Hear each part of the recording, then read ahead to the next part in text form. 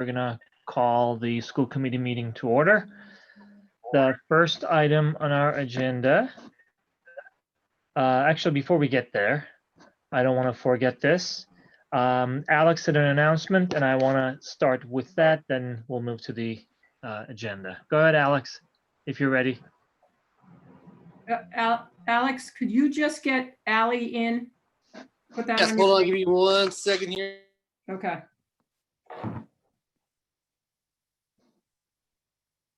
Allie's not in the attendee thing here. She should be because user fees is on the agenda. Is she LGK30? Can you ask her? Maybe. Allie, is that you? I doubt it. Yeah, no, I don't think that's her. I don't know who LGK is. She just joined. Oh, She says, I can't get in, I need a link. There she is. There she is. I don't Okay. know who LGK30 is. All right, we can. Can somebody send Steve the meeting link? Please? Yes. Okay, we're good now? Jacqueline, you got that? Yeah. Okay. Jacqueline, can you send it to John Sullivan too? I asked Bill as well, but if you could send it to John Sullivan too, he was having problems getting in. Okay. Okay. Do we Thank you. know why folks are having trouble getting in? Are there conflicting postings or? No. Okay. We've been having trouble with our internet this afternoon, so I just don't know if that's why or. Okay. If it's a screenshot, you can't click on it as a link. So we have to go and find it. Okay. It's on your calendar. Yeah, I couldn't find it. It wasn't there. I tried. Okay. Well, we're glad you're here now. No, thank you, Emery. Cool. I just saw you smile. So as I said, Alex had an announcement before we begin. Alex, if you're ready to make it, go ahead. All right, thank you very much for having me on. I'm going to keep this brief. We have an interest meeting tomorrow night on Zoom. It's at 6 p.m. Our information's on our website. If you go to our events tab, I'll have the meeting and ID and password. We are currently looking for volunteers to help us cover sports games this year, especially if it's fall and winter and when this pandemic is going on. And we hope to keep you on also for when things get back to normal. So please, whoever's watching, please consider attending the interest meeting tomorrow night. It could free up a parent to go to a game too. So this is a good opportunity to take part in your community. Alex, can you remind us the website for Gcam? Yes, absolutely. It'd be granbymedia.com. And once you go to the homepage, all you gotta do is click the events tab and it's right there. Thank you. Thank you very much. You're very welcome. Is that all you wanted to share? That's it. Okay. All right. Thanks for that. Appreciate it. So with that, we're going to move to our consent agenda. We only have our minutes from September 22nd. Did anyone get a chance to review the minutes? And if so, can we have a motion to approve, please? The consent agenda. I'll make the motion to approve. Thank you. Is there I'll a second? I'll Thank you. second. Any discussions, edits? Any other thoughts on the minutes? Okay. Hearing none. All in favor, please say aye. Aye. Aye. Aye. Okay. We're gonna Okay, move to so our, go ahead. Stephen is in as Jacqueline. His name is, does anyone else see that? Yes. We can rename him. Oh, an incognito, I guess. That's pretty good. There we go. So next we have our visitors' comments. Is there anyone among our visitors who has a comment? If you do, please use the hand feature to raise your hands, and we'll unmute you. Okay, let's give it a second to see if there is anyone. All right. Okay, I don't see anyone. All right, well, good to have you all at this meeting. Thank you for coming. We're gonna move to the next item. In our new business section, the first item is a vote for user fees for sports, and I think, Ali, this is your topic.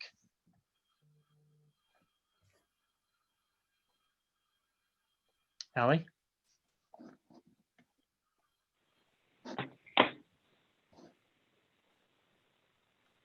This is Ali, right? I did not. Yep, I'm trying, Okay, guys. Hold all right. on. Debbie, I will call you tomorrow. Thank you so much. Okay, bye.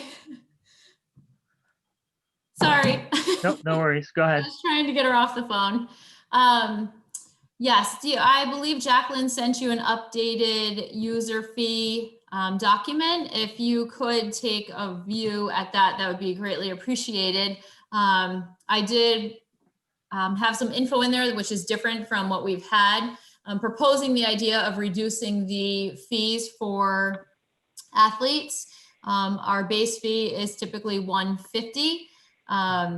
We're looking to reduce it, obviously, due to COVID, for the fall season only, take it one season at a time, to reflect the change in the schedule. I put down there that as of right now, the schedule went from 18 games to 8 to 10 games, and they did start 3 to 4 weeks late due to new restrictions and guidelines that were put in place.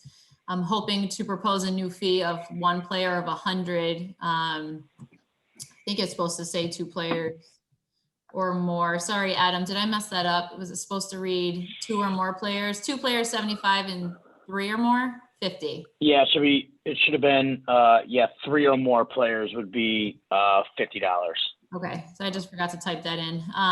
So I'm hoping, to get your support on this. I know that I mentioned it last week to you. That's where we're at right now with user fees. So does anybody have any questions? And there I am, sorry. So, Ali, so I'm looking at the Dan, you're on schedule. mute. I had a good question and I was on mute. Well, my quick question is this: what does this mean in terms of is this designed really to reflect the change in the schedule, or is this to attract more students? Since we're at a point where a lot of folks would like to get involved in different activities. Yeah, no, not at all. To reflect, to try to gain more interest. Our interest is where it has always been at. Okay. It's due to the schedule primarily, because we went from 18 games to Okay. 10, and that's if we make 10. You know what All I mean? So just trying to keep in mind families and where everybody is financially. I think that was where I have been from the get-go. I'm just trying to be considerate and thoughtful moving forward. So is it Jen, you had $100 for the first player and then the second player plays 75, or when it's 2 players they each pay 75? Yeah, so 2 players would pay 75. Okay. So it would be $150 for that family of 2. Correct. Is that okay? Yeah, and we did look to see how many families. As you know, we have triplets, twins in the district. So we did look into that to see how many families. It was about 6 or 7 families in total that have multiple children playing. Okay, and that will be the same amount for if the same family, or if a family has 3 players, it's $150 total for 3 players. Is that how that Right. works? Yep. Okay. All right. Thank you. Any other questions for Ali?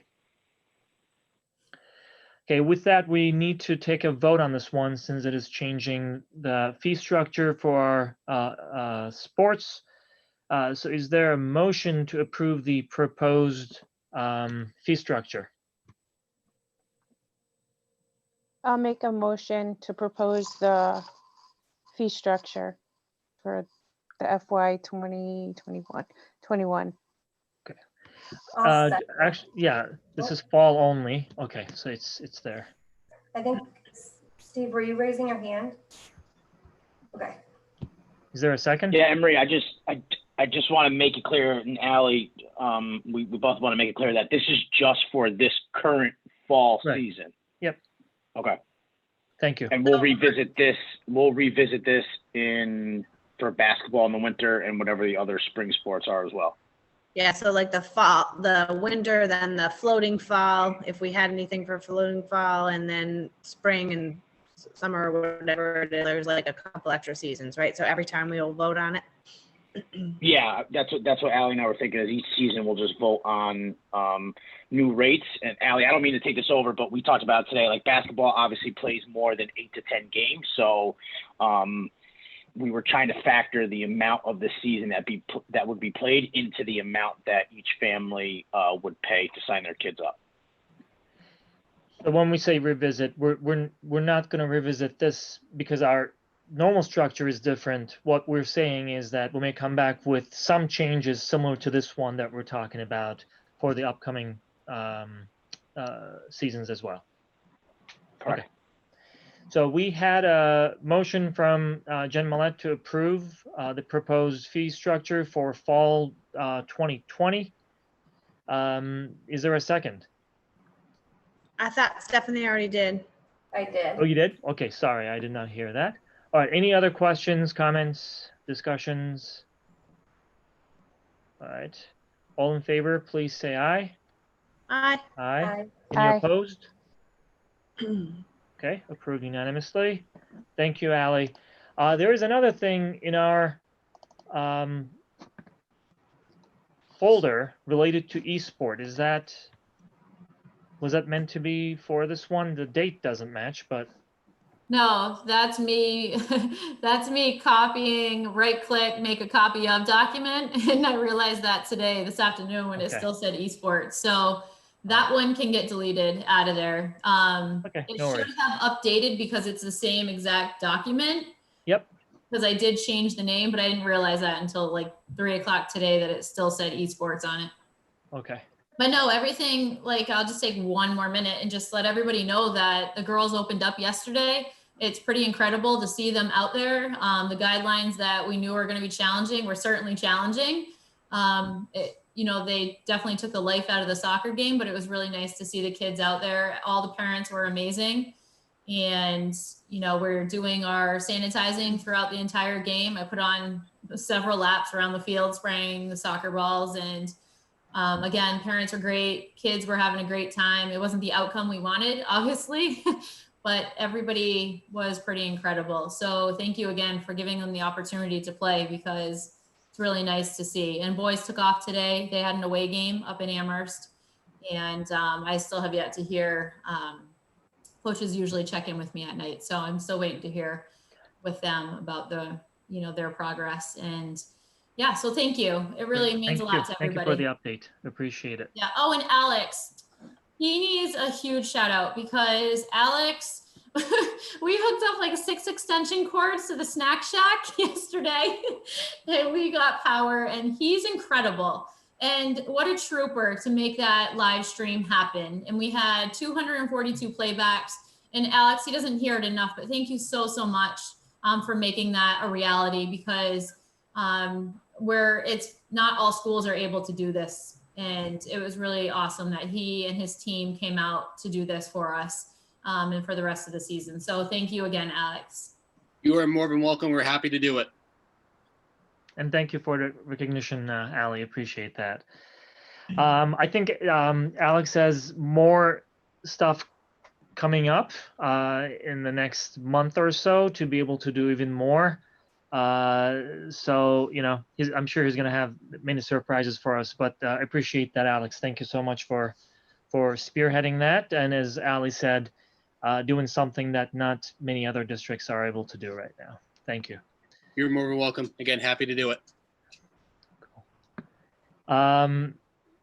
So the next item on our agenda under new business is related to superintendent search.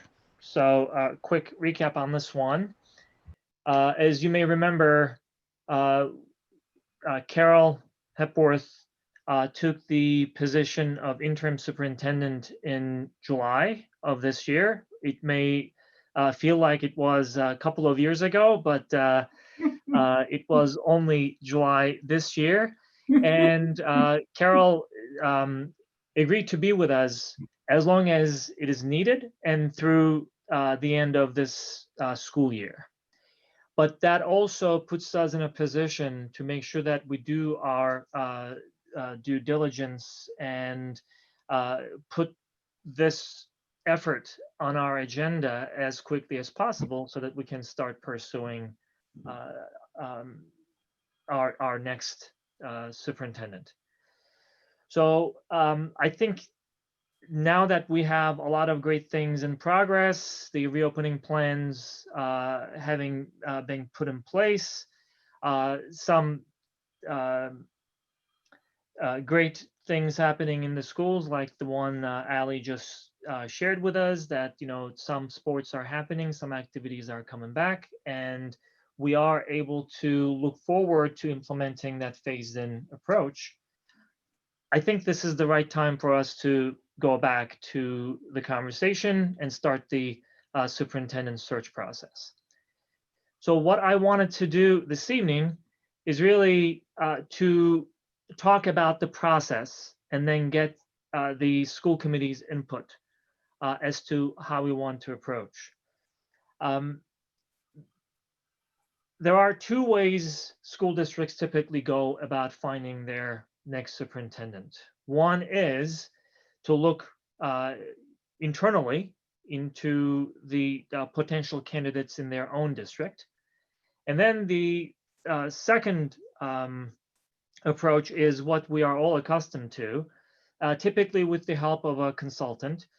We go out, we put on our ads, and then we look to see if we can find suitable candidates from anywhere really across the country, as long as they are certified to be able to do the superintendent job in Massachusetts.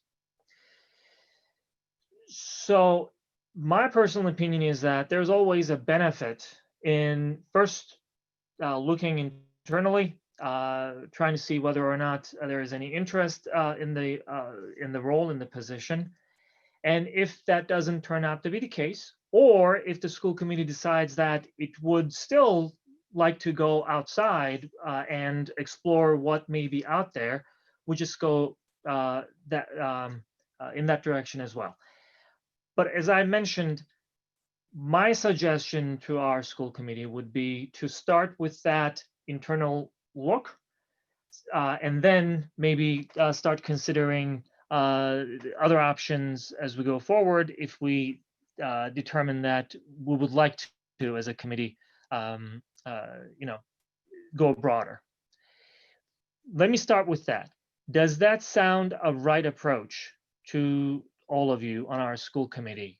First, doing an internal consideration, and then maybe engaging a consultant and looking externally if the school committee believes that it may benefit the district for us to have a larger pool of candidates.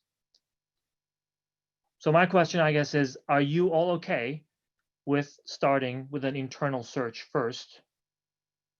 Keep it fairly short and crisp so that we give ourselves enough time to engage a consultant to be able to go out and explore outside. Any thoughts? The floor is yours. Jen, and Stephanie. I guess I'm not really sure how or what to think about the whole thing. I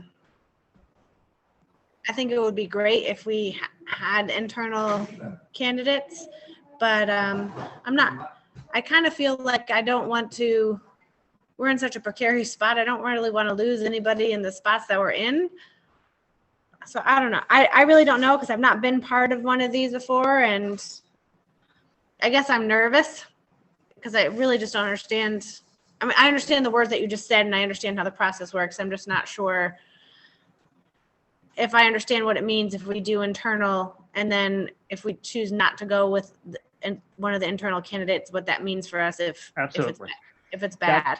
Yeah, that's one of the things, right? Just obviously, if we start with internal and we make a decision that says we would like to go broader and explore outside our own district, you know, we're a close-knit community, and you know, if we believe that there are some repercussions of that with that is absolutely a valid concern. I have been in touch with at least one director from MASC. The school committee, not ours, but in general, school committees have a lot of discretion in determining who would be their next superintendent. It's a tough decision, regardless of when you make the decision and regardless of your pool of candidates. It's a tough decision because you are trying to find the right person who will take over and hopefully bring the district forward, make a lot of improvements. You know, a lot of considerations go into that. When you do it internally, obviously there may be some added stress probably related to that.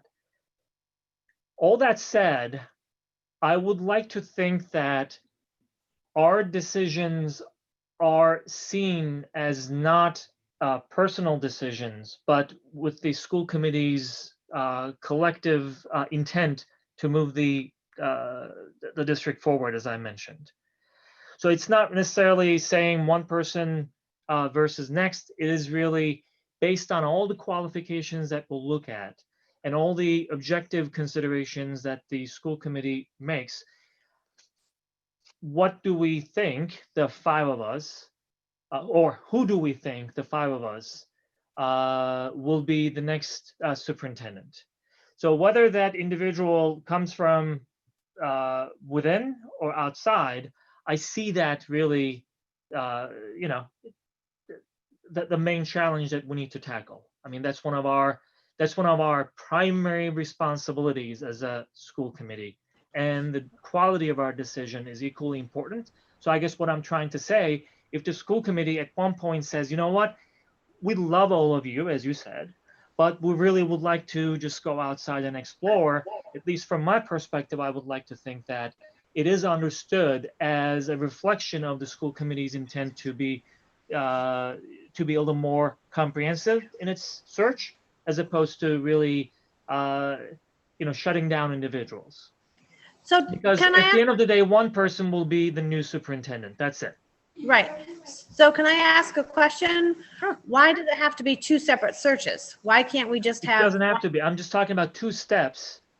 But the alternative is we can just go out and just, you know, make it one search, and anyone from within can become part of that pool too, can go through the same screening process, can, you know, be part of the same search process. And if those candidates really eventually end up being the final candidates, we may ask ourselves, hey, why didn't we really do this on our own when we had the opportunity? I guess what I'm trying to say in a very long and roundabout way, if our only concern is not to hurt anyone's feelings, I can understand and appreciate that. But at the end of the day, regardless of what decisions we make, there will be one individual who will take that position.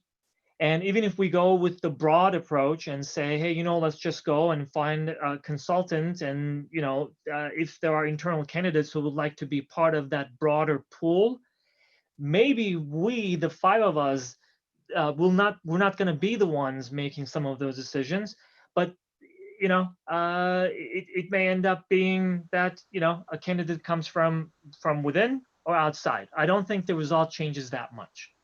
So I just have a quick comment and then a question, I guess, to follow up. I feel like because we're such a small community, such a small district, the people who would be applying from within is a very small pool. given our size. Would it be possible to just do an outside search and they could just participate in that search? And That's what I'm saying. Okay. It is an alternative. Absolutely. That's and what we can do. also in the past, would we still be having like a superintendent search committee almost? Like, will there be more community involvement, staff, families input versus just the 5 of us? So here's what I learned, because I had to confirm some of these things. One is what I said earlier. The school committee has a lot of discretion as to, who the school committee wants to interview and consider.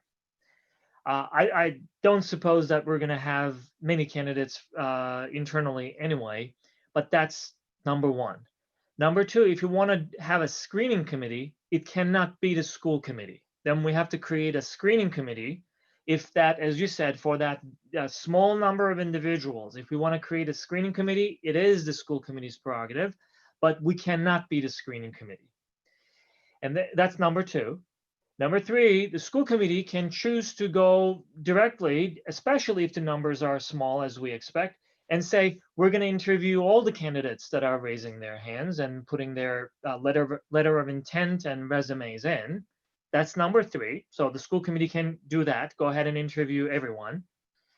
Number four is we, as a school committee, can choose to have a public session we did in the past, where we invite members of the public to come in and say, hey, come and ask questions. We're opening this session for you to kind of interview the candidates as well. So it's like the coffee hours that we used to have for some of the selections that we had in the past. That's four. And if we really want to say, look, we want to create this large selection committee that may have representation from the school committee, the staff, and the community, we can do that as well for internal search and external search. So all these options are available to you. The encapsulating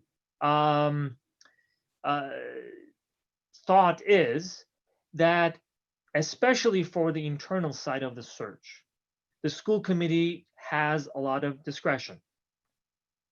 At the end of the day, it's going to be the school committee's decision anyway. We go to a consultant because it is an arduous process in many cases, especially screening process. That's why we tend to go out and hire someone who can lead this process for us. But all those things are done to eventually best inform the school committee so that the school committee can make the best decision. So I guess what I'm saying is the 5 of us will be making the decision regardless of which way we go. But what you just asked, Stephanie, is absolutely one of the options for us to go broad. Even if we start with internal first and then go external, just keep the process similar. Consider having a screening committee if we want to, consider have a selection committee if we want to, have representation in that committee, then determine who's going to be interviewed by the school committee, invite the public to some sessions if we choose to, we don't have to. And then, do all those steps, regardless of, whether it is internal or external search. Does that answer your question? Okay. Emery, Yeah. what did you guys do last time? Last time, actually, we did consider internal candidates. We asked But Cheryl was for, certainly not an internal candidate, so we went outside. So I'm just wanting to, after clearly she considering wasn't internal an internal candidates. what's that? After considering internal candidates, we did go outside, yes. Did you have a screening committee and everything off of that first, after the internal candidates? No, we basically use the school committee's discretion, and we asked for internal candidates, and school committee did its own review, and then we said we'd like to go outside. We'd like to really do this external search now. Again, there is this probably nice thing about this process. If the school committee says, you know what, we are in receipt of these letters and resumes from internal candidates, without passing judgment, the school committee may say, well, we think that we may want to we cannot decide. We want to go broad and just we want to make this an external search, which would not at that time, if the school committee goes that way, exclude anyone who is internal, and they can become part of the screening if they would like to. I So guess there are I a just, lot of things that school committee can do. That's why I want to present this as one of those very important items or very important responsibilities that belong to the school committee, where the school committee has a lot of discretion at the end of the day as well. We can choose the path, we can shape the path. One thing, one exception, maybe it's not even an exception, but one thing that we have to keep in mind, everything that we do related to the superintendent search has to be done in open meetings, just like everything else. So even though it may seem like, hey, you know what, we're talking about individuals and all that, except for the screening, I think, and except for the contract negotiations after the superintendent is selected, everything, just like all these meetings, everything needs to be done in open sessions, open meetings. Jen Millette, what are your thoughts? I was thinking along with the other ones, having the internal and external, everyone put in and then we can review. So at the same time, you just want to say, let's do one search that includes everyone, internal and external. Yep. Okay. Is that all three of you are thinking that that's the way you would like to go? that's the way I would like to go. Okay. I can appreciate it. That's not what I had in mind. I honestly thought that we would go internal first and then we would go external. Again, just there's always that possibility that we may find that our internal candidates come back as, you know, top candidates, or at least in that top candidate pool. But I can appreciate your concerns, and you know that's why we're having this conversation. So So, here's yeah, my thought. If we're trying to find someone and we look internally first, and that takes a while, and then we go externally, that's just cutting our time. I'm just trying like time management of, we can just do it all together instead of like looking here and then going, because that just takes up more time. Yeah. So that's a great point, Jen. My thought is that an internal search should not take long. Honestly, my timeline may be a little too optimistic. I was thinking that if there was a decision this evening that we were going to pursue internally first, and the school committee was going to be the body running that process, we would say by our next meeting, we're expecting all the interest to be expressed. In fact, it would probably be sooner than that, but we would consider and announce that we were going to interview these candidates. And then within a matter of a month, even, we can just really wrap that process. And we don't have to wait for our regularly scheduled meetings for this. Obviously, it's a superintendent search meeting, so we could just have, you know, one extra meeting, do the interviews. That same evening, we can have a Zoom-based virtual coffee talk, or whatever we want to call it, an opportunity for members of our school community and community overall, our residents, to come in and ask questions of those candidates. So I was thinking that if we had decided to go internally, the process would not be long and not cut into, you know, our time to be able to find the next superintendent. Does that make sense? So Emery, I guess what I'm feeling is that you're very strong on wanting to have a separate internal search, which is fine. But I just feel like when we were talking about this, when we were getting ready to name Carol, we had discussions, and there's people that you can count on less than one hand that even fulfill their requirements, have the appropriate licensure. And that's fine. But what I'm worried about is if we only look internally first, how do we know that we're not missing out on somebody that might have experience? Because I don't believe, and someone please correct me if I'm wrong, I don't believe any of our internal candidates have any experience as a superintendent at this point. And I feel like that's part of why I want to go external right away is I kind of want to try to find somebody that maybe has a little bit of experience, and maybe I'm wrong and even starting to think that way. Maybe that's predisposing me, but I guess I don't know. I think that's fair, just like everything that you all were sharing as part of this conversation. I think that's fair. What I was thinking is, what you're saying is part of the process regardless, right? We do an internal search, let's say, and then we say, no, we just decide to go, external. I think that's the school committee's call. You're asking a great question, but I don't think the internal search or looking internally really precludes the school committee from going external eventually. Just like right now, if we are saying, look, we're looking for some more experience, we can say the same thing at that point. Hey, you know what? Great, thank you for throwing your hat in, but we're going to look for some more experience. We can say that at that time. The only thing that is different is that if we collectively decide that we have the right candidate internally, we would not have spent our time and money and energy looking into this very broad pool. That's the main difference. Otherwise, what you're asking is a fair and good question. Anyone else? I guess just to go back to kind of what I mentioned earlier, and same thing, this might be wrong of me to say, but I feel like our district is so small. We have so few people that are even qualified to apply for this position, that just starting externally and of course allowing them to apply would ultimately, I don't know. I think a bigger pool to see what's out there and not necessarily look for the quicker, easy route.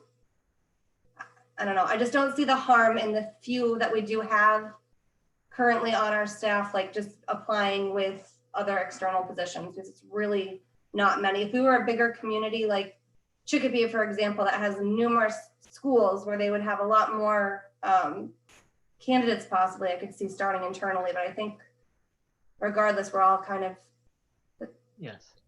saying the same thing in a sense. Yeah. No, I hear you. Again, just good point. So I feel like I don't want to keep going around and around. I feel like we need to. I mean, this is one of the most important things that we do. So we need to make sure that we're on the same page. But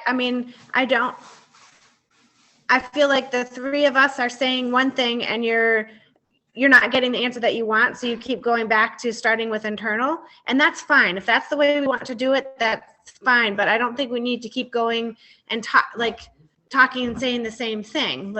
Okay, I'm kind of disappointed that you think that. I'm basically pushing my own. At the end of the day, we're gonna decide. I'm gonna ask you all to raise your hands, and I think you will, right?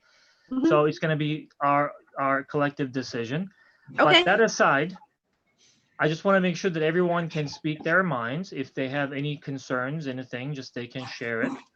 And we don't have to really, just when we have some disagreement, we don't have to rush through and, say, let's just decide on this, especially on this, because this is one of the most important things that you will do as a school committee member. So how about this frame of thought? I would really be curious to know what Audrey feels like. So can we table this to our next, I think I said Aubrey. I meant Audrey. We have a little friend named Aubrey. I apologize, Audrey. Clearly, I know who you are. But, if it's such an important decision, maybe we table it so that she can be part of the discussion, because I wouldn't want her to feel like she didn't get her say. It's unfortunate she's not able to be here, but in the grand scheme of things, is 2 weeks going to make that much of a difference? So if the three of you are of the same belief, then we don't have to wait for Audrey. Then we can just go ahead and just start the process, because it's not going to change anything, right? Well, I So- don't know. I mean, maybe one of her points will sway me in a different way. All right, I so, don't know. so you were not convinced by my swaying, but you were saying, okay, that's good. All right, so we can do that too. Do you want to revisit this in a couple of weeks and hope that we have 5? What do you think, Stephanie or Jen? Would you like to go forward tonight, or wait for us to be 5?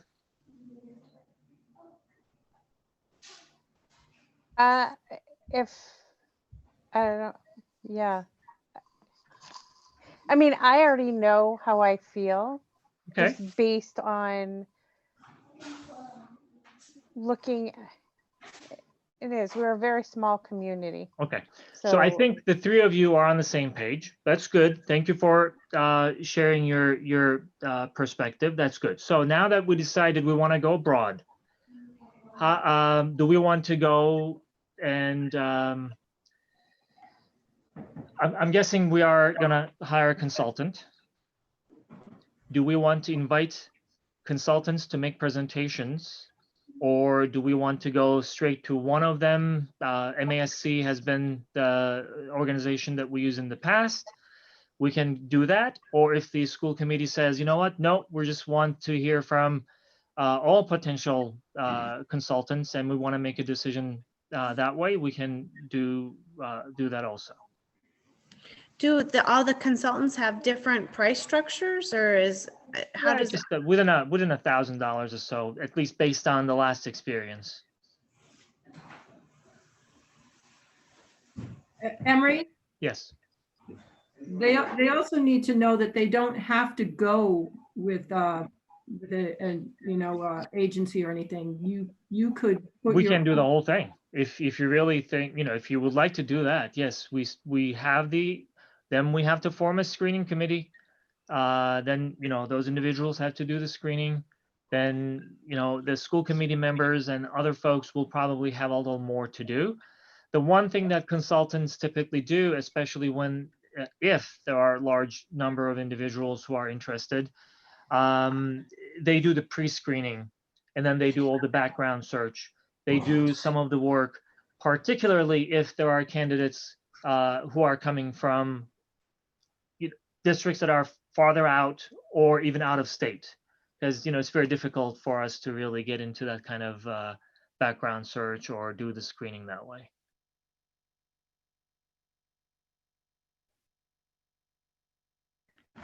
So wait, say that part again about the screening committees. Somebody has to, well, let's say you have 20 candidates. We're not going to interview 20 people. So Right. the purpose of the screening committee is really to just go through the resumes and say, these, I don't know, 5 are really the top candidates that we would like to bring to the main process. Then, then we have interviews, then, we have deeper background checks. Then we have, some visits to their districts. I don't know how that would happen this time around, but it is done through Zoom nowadays, as my understanding. So we would go to their districts where they are and, ask folks who know them in their working environment, what they think of them, what are some of the things that they would like to share with us. So basically, it is an involved process, but the consultants typically are doing the pre-work, the front end of the work, reducing the number of individuals from that large pool to a manageable few based on the qualifications of the candidates, of the applicants. So if we don't go with a consultant, who knows, like, where do you get the people for the screening committee that would know who to screen? It would be a combination of individuals. Again, my understanding, I was told that it cannot be the school committee doing the screening on its own. But I think it's different people who are representing different constituents that would just come together. I have to clarify what exactly that means, the screening committee being, but screening committee, by the way, even if we have a consultant, it's not going to be the consultant, all consultants coming together and screening. They will ask us, if this is what you're asking, hey, who do you think would be on the screening committee. So it would be staff members, it would be school committee members, it would be community members. So a screening committee is basically, you know, a composition of people who are within this community. But their job is to go through those. But the organizations on their own at times do the pre-screening as well. So even if they receive 20, they don't just let you have 20. They say, hey, 10 of them did not meet your main criteria. You can still see, but you know, here are the 10 that we think should go to your search, into your search. Wow. So there's an added benefit of having a consultant. But as Carol said, well, let me just be very candid. In the past, and I was part of 2 searches, I guess. At times you can find that the service that you're getting from the consultant does not necessarily meet what your expectation was. Okay. But at times I also heard that the service that they provide in terms of, you know, what the process looks like, what everyone's responsibility is, facilitating the conversation, a lot of people thought it was very helpful. So there are absolutely both sides of that coin that you know, that become apparent during these processes. But going back to what Carol said, there is nothing that says you have to go and hire someone to do it. It's a little more time consuming. It would require a lot more effort from the screening committee and the school committee and all those involved, but it can be done. We can have our own search, even with the broader pool. So I just want to make sure I'm understanding what you're saying, because I've gotten myself a little confused. So if we had gone, well, we haven't voted anything, so nothing's been decided, but if we did internal first, there's no screening committee? It's just the 5 of us. Did I understand that correctly or no? Yes, you can just forego you can forego screening. I mean, let's just be honest.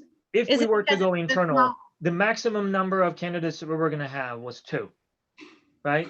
Right. So we either say we're going to interview 2 individuals, or we say let's just form a screening committee to you know, potentially eliminate 1 or 2 of those individuals based on screening, which probably would be a little awkward and odd, right?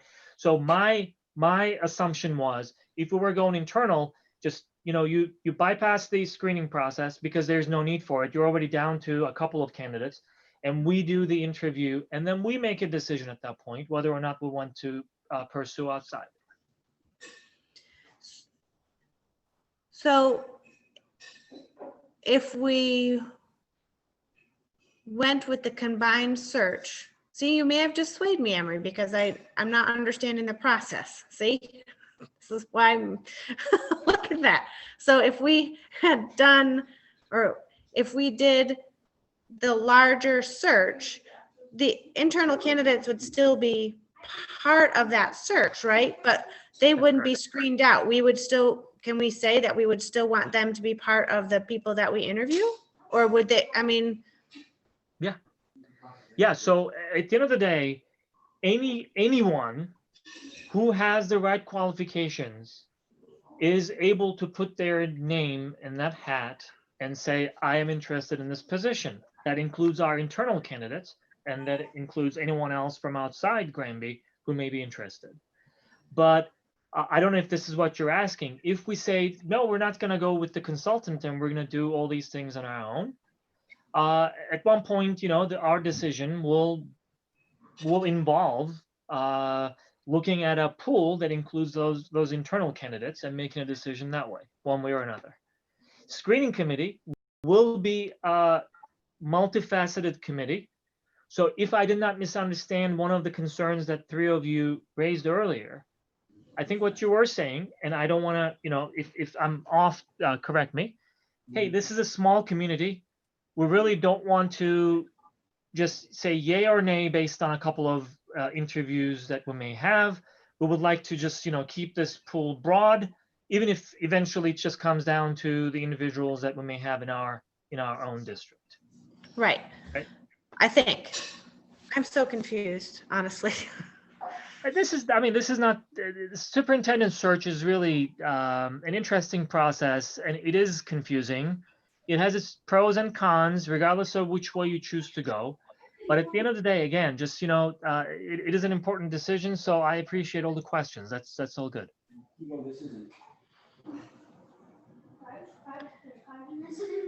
Oh, boy. Someone So else needs. here's what I'm now, tempted to do.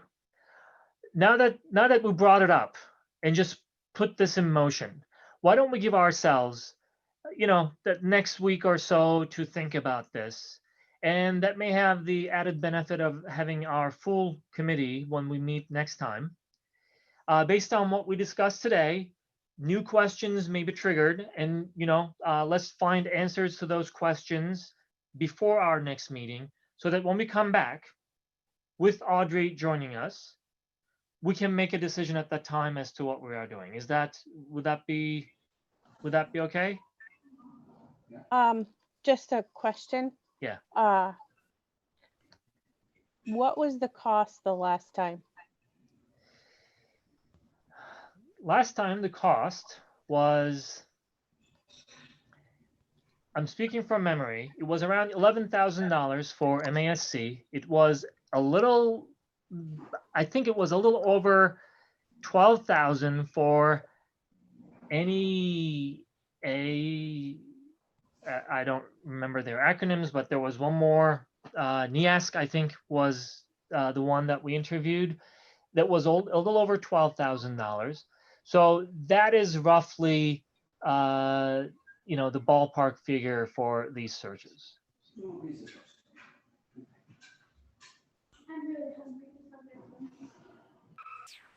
Just to throw my 2 cents real quick for Please this do. meeting and for next meeting too, I do think that there's a big benefit when we go with a professional who is going through the different interviews and weeding out. As much as I think that you're all extremely smart people on this panel, of course, We are. I think that there's things that we just don't, I wouldn't know the first thing compared to a consultant who would, of course, I'm sure know what to screen for, how to do these background checks, and the time and energy that will be put into these searches if we do it on our own. I'm worried about, especially with the times that we're in right now. It's just adding one enormous thing onto everyone's plate. So just thinking forward about what we get when we hire a professional service to do this, I think is also, it would be good to see, I guess for next meeting, like what these consultants typically do, I suppose. If we could get like a little list of their services that they could provide for us in deciding if we want to go with that or lead it on our own. Yeah, that is fair.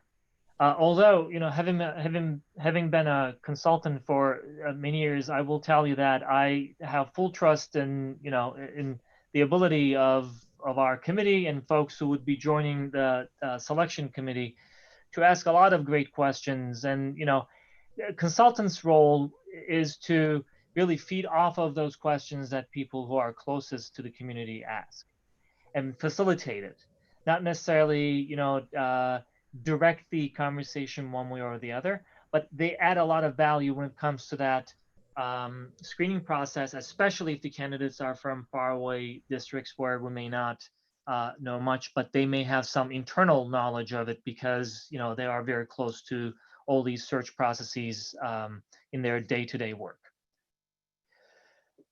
So where are we? What do we want to do?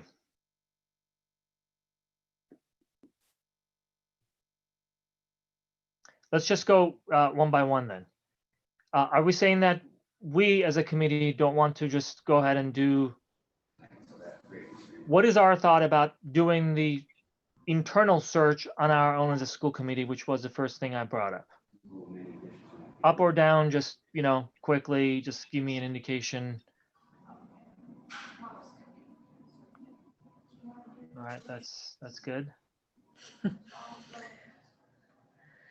I don't know. I think it makes it hard. Just Okay.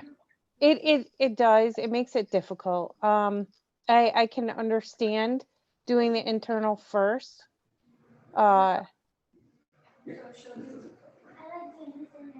I don't know, I'm just looking at the whole dynamic of just how everything works.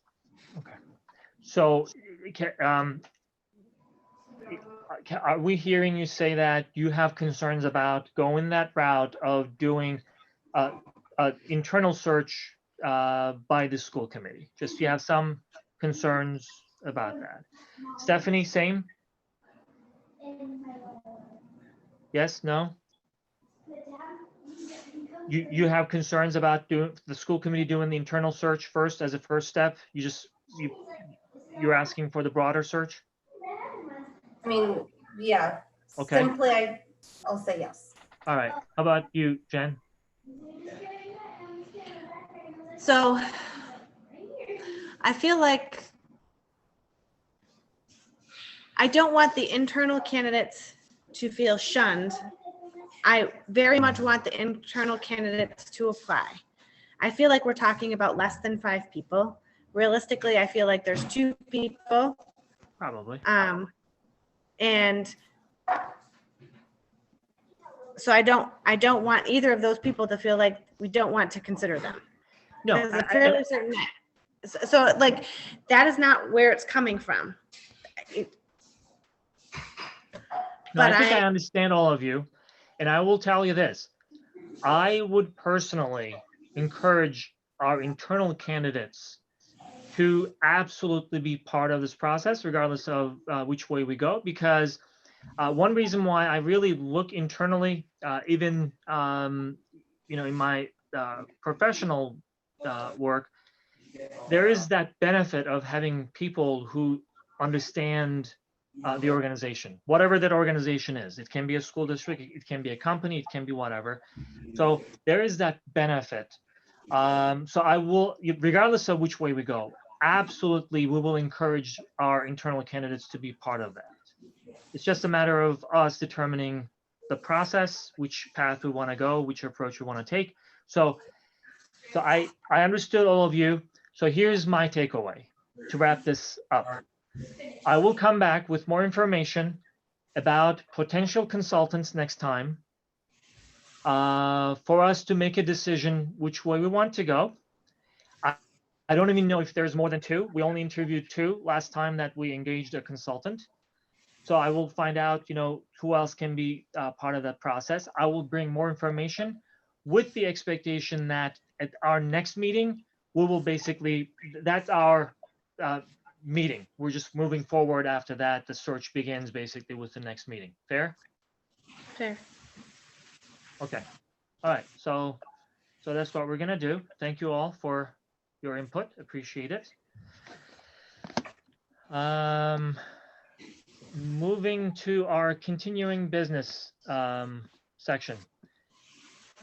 We have a lot of stuff about progress on our reopening plan, safety committee, and then we have a second item related to remote enrichment center update. Let's start with the reopening planning process. Carol, I think it's all you. Thank you, Emery. So I wanted to start with, I figure I probably should start with the Enrichment Center and end with the ventilation, because that continues, to be an area of concern. So let me first. So last week, the committee supported us opening the Enrichment Center. So the Enrichment Learning Center is a dedicated space for staff who have students that can come with them to school and do their work in the Enrichment Center while the teachers are able to be in their classrooms and work with students. So we currently have between 3 and 5 students per day. They are the children of our staff members working in the building, and they are in grades K to 3.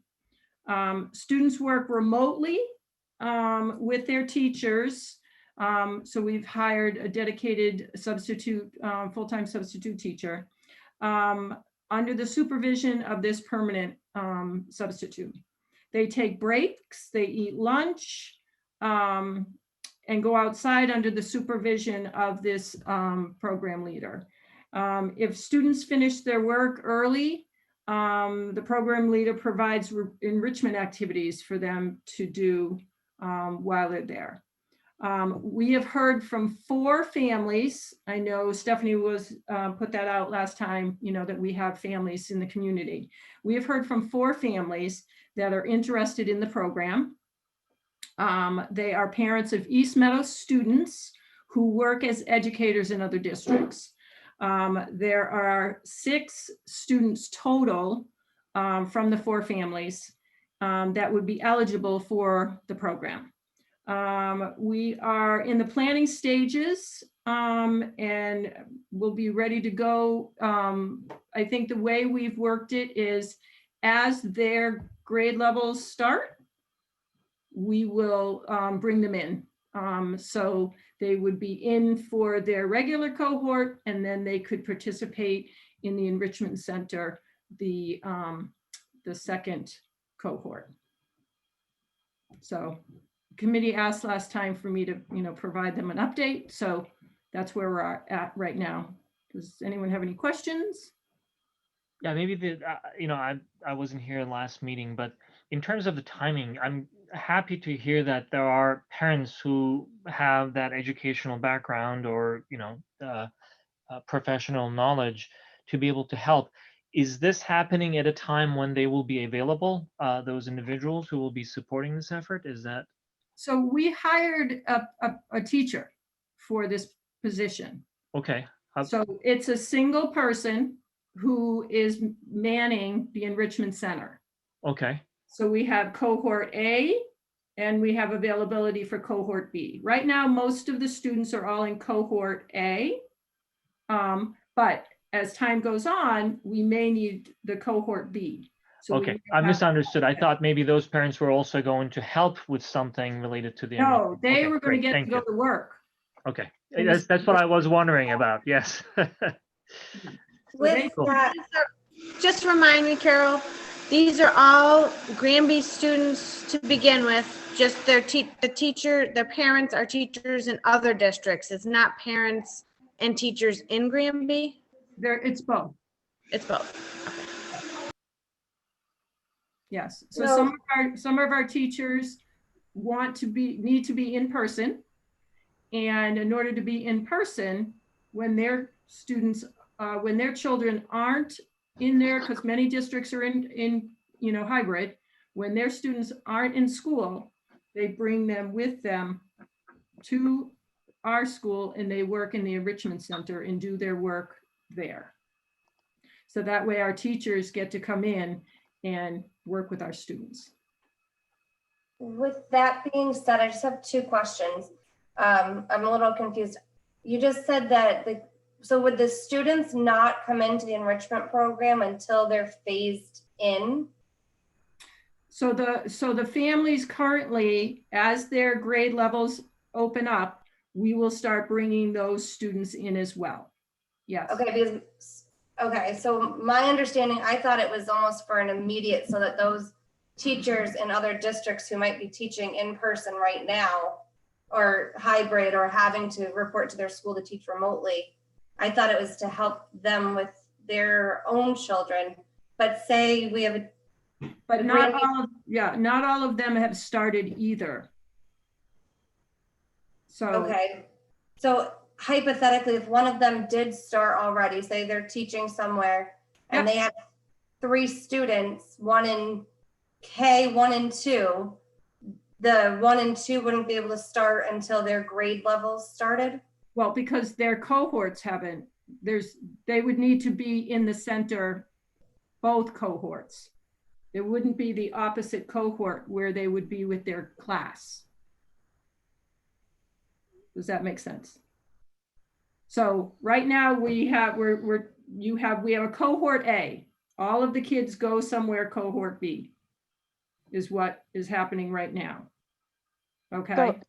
my understanding, how I'm hearing this is that if we have grades 2 and 3 that haven't started yet, except for the teacher has already started in-person learning, then those students go to the learning center until they actually start their school, like their 2 days a week. Alex, could you bring Bill in? Because Bill is the one that's been coordinating this.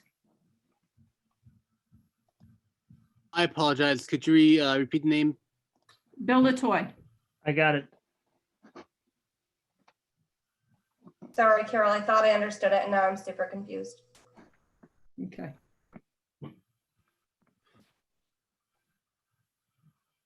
ahead, Stephanie, Bill. you're the only one. Can you hear me? Yes. Great. Hi. So it's really quite simple right now. So right now we have 3 of our teachers who are participating in this program. They bring their kids in with them when they're working, Monday, Tuesdays, Thursdays, Fridays, and their kids go into this enrichment center. When their students start with their cohort, then they'll be with their cohort on the 2 days they're with their cohort. And then in the other 2 days, they'll be in the enrichment center.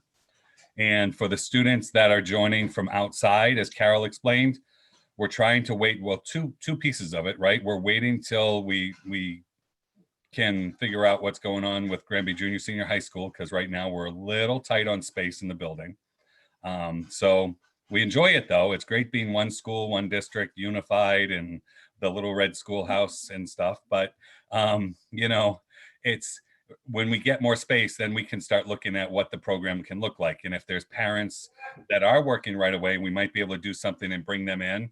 But the plan was to wait till the cohort started. So if it's a grade 1 student, when grade 1 comes in, they would be in their cohort for those 2 days and they would be in the enrichment center for the other 2 days.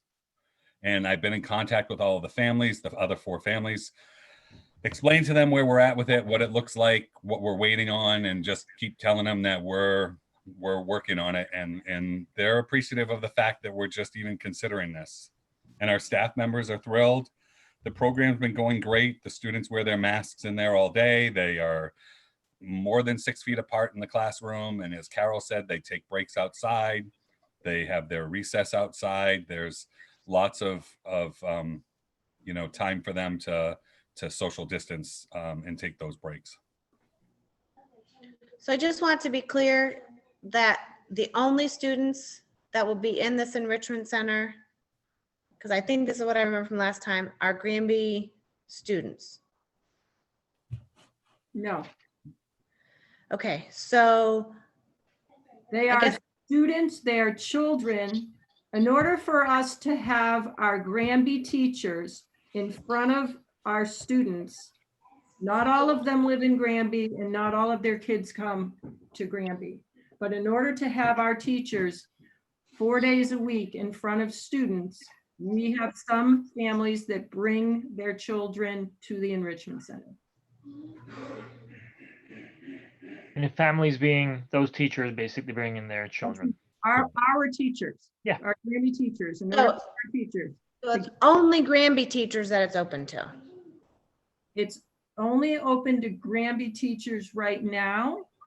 As we open up our cohorts and our students start going to class, we will then be able to take on Granby students whose parents teach in other districts. The whole focus of this enrichment was directed by the Department of Education to get teachers, provide opportunities for teachers to get back into classrooms by us providing these enrichment centers to bring students in so teachers can then get back in a classroom in front of students. So to go off of that, Carol, with that being said, and I just pulled it up real quick, I thought that Desi was encouraging, that's why I was so thrown off that we're waiting until they're phasing into their cohorts, because I thought Desi wanted us to have these enrichment centers to support our teachers who are teaching right now. Absolutely. But Okay. right now, as Bill just said, their Little Red Schoolhouse. And in order to have another classroom available, we don't have that right now. Okay. I suppose that makes sense because my follow-up question was going to be, will we have room to accommodate the 3 to 5 plus an additional 6? We'd need a full-size classroom. All right, I'm catching up here. Sorry. That's okay. Cool. All right, thank you, Carol, on that one. Okay, so the next is, I believe, an update from the Health and Safety Committee. So on last Wednesday, we had a really important meeting. So I'm not sure how many of you have been following. Some of you are on the Health and Safety Committee and have read the reports, you know, and have read my updates. We are desperately trying to get our building open safely to return our staff and students to in-person learning. And it started back, I think Adam has, a timeline, but last Wednesday, I thought we had sealed the deal. There was some concern from the Energy Committee that our purchase of HEPA filters would be in violation of the green Community, deal. Green Community. Yeah. Green Community deal agreement. So with that understanding, we pulled together all of the engineers. We got the Davie engineers were there, people from Eversource, people from National Grid. We had Jay Joyce from the Energy Committee. And we also, Stephen was there, Bill was there, Adam was there. And we got all of the experts in one room. And we basically said, here's our problem. Here is what we're up against. Here is the expectations of the Board of Health for us to open safely. And, we had stopped our plan because of the fact that we were told we might be in violation of the Green Act. So we met on Wednesday, and I must have asked the question 2 or 3 times. If we purchase the HEPA filters and put them in our school to provide us the air exchange expectations that the Board of Health requires, is this going to jeopardize our agreement with the Green? And everyone in that meeting, I said it twice, everyone said, no, this will not impact that. And if there's any problems in the future with grants, we'll be behind you. Today at the Health and Safety meeting, Stephanie had participated or listened to the select board meeting, and it's still an issue of concern.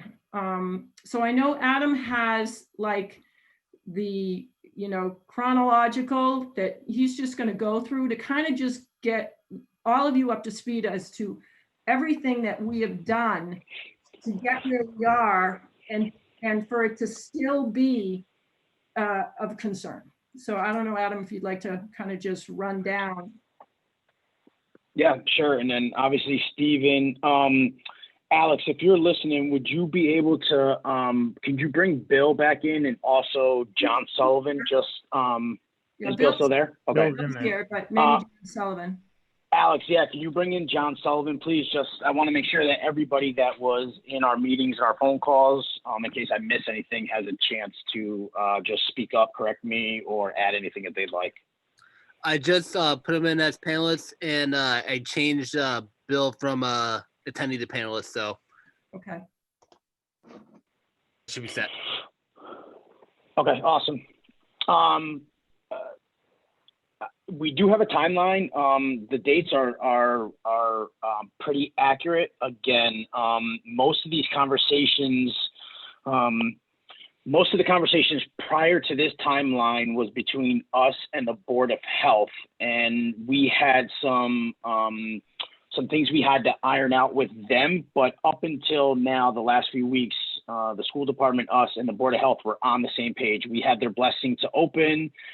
We had gotten a few engineering reports, one from Collier's that was kind of insufficient. So the Board of Health asked us to get a second opinion study. So we contacted Davie Engineering.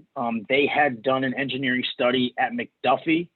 They've also done plenty of other engineering studies throughout the state, but obviously Duffy is right next door to us. And they had helped McDuffie get a plan in place to reopen. So we hired Davie. They came in and provided us an extensive report. And along with them and the Board of Health, the three of us moved ahead with trying to open the high school. And in Davie's report, they suggested that we purchase HEPA filters for the classrooms that we will be using. I'm not going to get into all the engineering, all the numbers. I think the report was forwarded to everybody. You guys can certainly take a look and try to make sense of it. At the end of the day, Davie recognized what we all recognize is that there's some major long-term problems of this building, but for the short term, in order to get students into the building, into the high school, and provide life-saving air quality, which is what's come out from the state and the Board of Health and everything that's going on with COVID, these HEPA filters would provide us the opportunity to bring students into the building. After all that talk, I believe it was Stephen who had heard from Jay Joyce that if we had purchased these HEPA filters, that we would be in direct violation of our Green Community Agreement. Again, I'm not sure if everyone on the committee knows what that Green Community Commitment is. I'm not fully aware of what it is, but it's pretty much that we do things that provides energy savings back to our town and back to the state of Massachusetts. That's a pretty broad description. If anybody else knows a little more detail, feel free to jump in. Actually, I mean, yes, you were on. You started. I didn't want to get into all of it. Community, Yep, it's not broad. Actually, the requirements of the Green Community Agreement are quite specific. Where we get into trouble with it is when we are in a situation like the one we are in, and some of those requirements don't necessarily align with what we're trying to do. So this happens to be one of those extraordinary times where we are looking at providing different levels of air, refreshed air into different spots, which may not go hand in hand with the most efficient way of doing it, which sometimes may be seen as in conflict with green communities. But Green Community Agreement obviously wasn't designed for times like this, but I think you're going to add some other details around this anyway. So if not, I will chime in at that time. Yeah, and I apologize. I didn't mean to diminish what the Green Community Commitment is, Jay Joyce, the board, what they do. I was just trying to get it real quick that being a green community, essentially we're trying to save energy, gain some incentives, that's what I was trying to do. I'm not diminishing any of their work, but thank you for that. So we were going ahead to purchase these HEPA filters. Stephen had heard or talked to Jay that if we went forward with purchasing the recommended HEPA filters from the Davie engineering report that the Board of Health okayed, we would be in direct violation of our Green Community Commitment. Is that correct, Stephen? Thumbs up.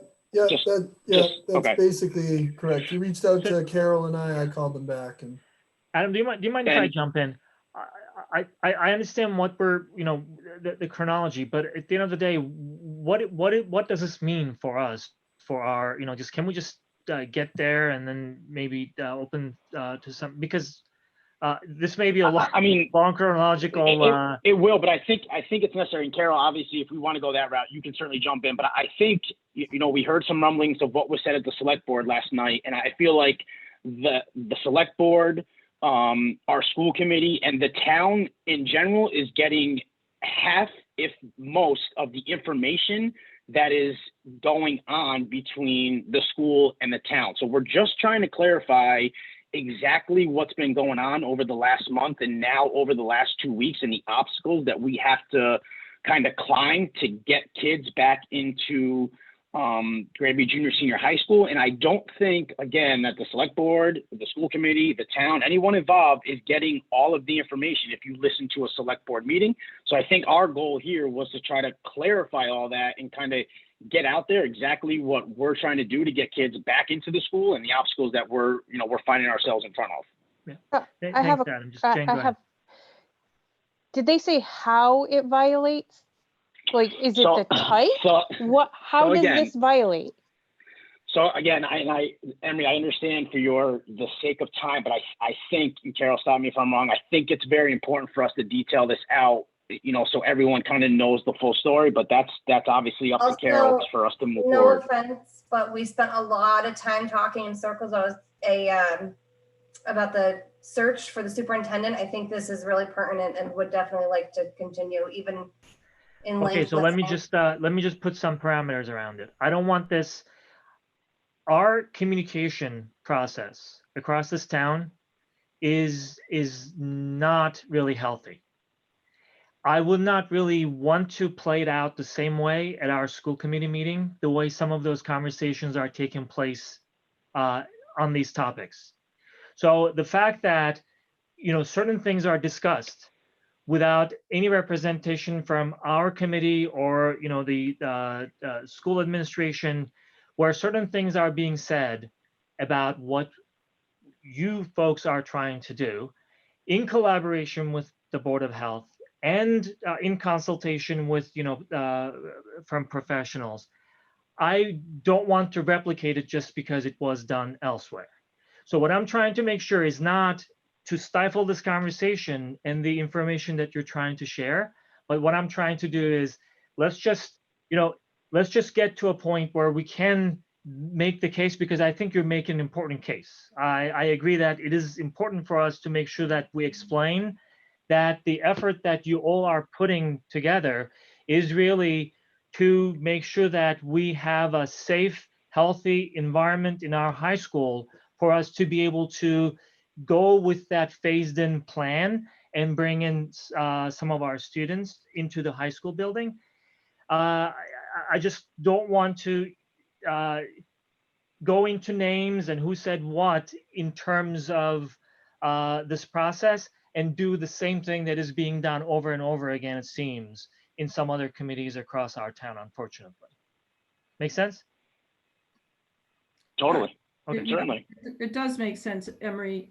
I just feel that, you know, we have worked so hard to do everything correct, so that we are opening the school safely. And, you know, I feel like we take 2 steps forward and then we end up taking 1 step back. And, you know, it's the misinformation that has been, you know, the problem. Last Wednesday, I thought we sealed the deal. I sent an update out to the community telling them that we had a plan and that I was focused on implementing the phases of the junior senior high school. You know, my target was the 19th with the 26th being the latest. And I just feel that you're right. The communication isn't good, you know, and it's not productive. But I wanted the community to know, you know, if people listen to the select board meeting, I want them to know that we have reached out to the select board. We have sent them the reports. We have asked for meetings. And I just want them to know that, you know, like we are doing the best we can with the information we have. We are moving forward with the HEPA filters. I don't know if we will hear from the select board about them, us violating the Green Deal. But we brought those team of engineers and Eversource and all of those people together to say, if you have something that's energy efficient, we're all about it. We don't have to buy over here, we'll buy from you. But they didn't have anything. So Yeah, so, and I just want to kind of clarify that too. So National Grid, I spoke with the person at National Grid that was at the meeting, and right now, through Mass Save, Mass Save is only offering incentive programs for energy efficient HEPA filters or filtration type equipment for residential properties. Okay, so right now, we can't work with National Grid. I guess they're leading the way for the state of Massachusetts, I guess, and with Mass Save and DOER to help school districts get the proper equipment in there. But as of right now, as of our meeting last week, Mass Save is only providing energy incentive-based products for residential use only, not for commercial or municipality use. That was their main purpose of being at the meeting. So once that information was given to us, we went with Davy's recommendation of the HEPA filters that are on Amazon. We've heard that that's not a preferred vendor to use. However, Amazon is the quickest, and we can get the bulk that we needed in a fairly quick turnaround. We reached out to other local vendors, other big time vendors for these HEPA filters, and they do not have them in stock. Actually, when we got the Davy report back, we had around, I think, 20 or 25 in our Amazon cart. A week later, we only had 10 or 12 because they had sold that many in a week. So again, maybe Amazon's not the preferred vendor, but we went with the recommendation from Davies on the HEPA filters that we needed to get students back into the high school. And I think the synopsis of this conversation is that we're being told from people on the green community at the state level for Mass DOER that the addition of these HEPA filters will not violate our green community agreement. And then you hear the select board meeting last night that they're going to send us a letter because if we purchase the HEPA filters, we're going to be violating the green community commitment again for the second time. So I think we need to, as me, Carol, the schools, like we need to know like that the information that's being put out there is just inaccurate. It's just totally inaccurate. And I feel like we should have to, I don't want to say defend ourselves, but get our side of the story out there that there's just conflicting and contradicting statements being made against us in order to get kids back to school. No, So- I appreciate that. And, if you don't mind me just jumping in and kind of explaining the process. So I really think that the safety committee was a great example of how we can collaborate with all the critical stakeholders. And one of those critical stakeholders happens to be in this current situation that we're in is the Board of Health.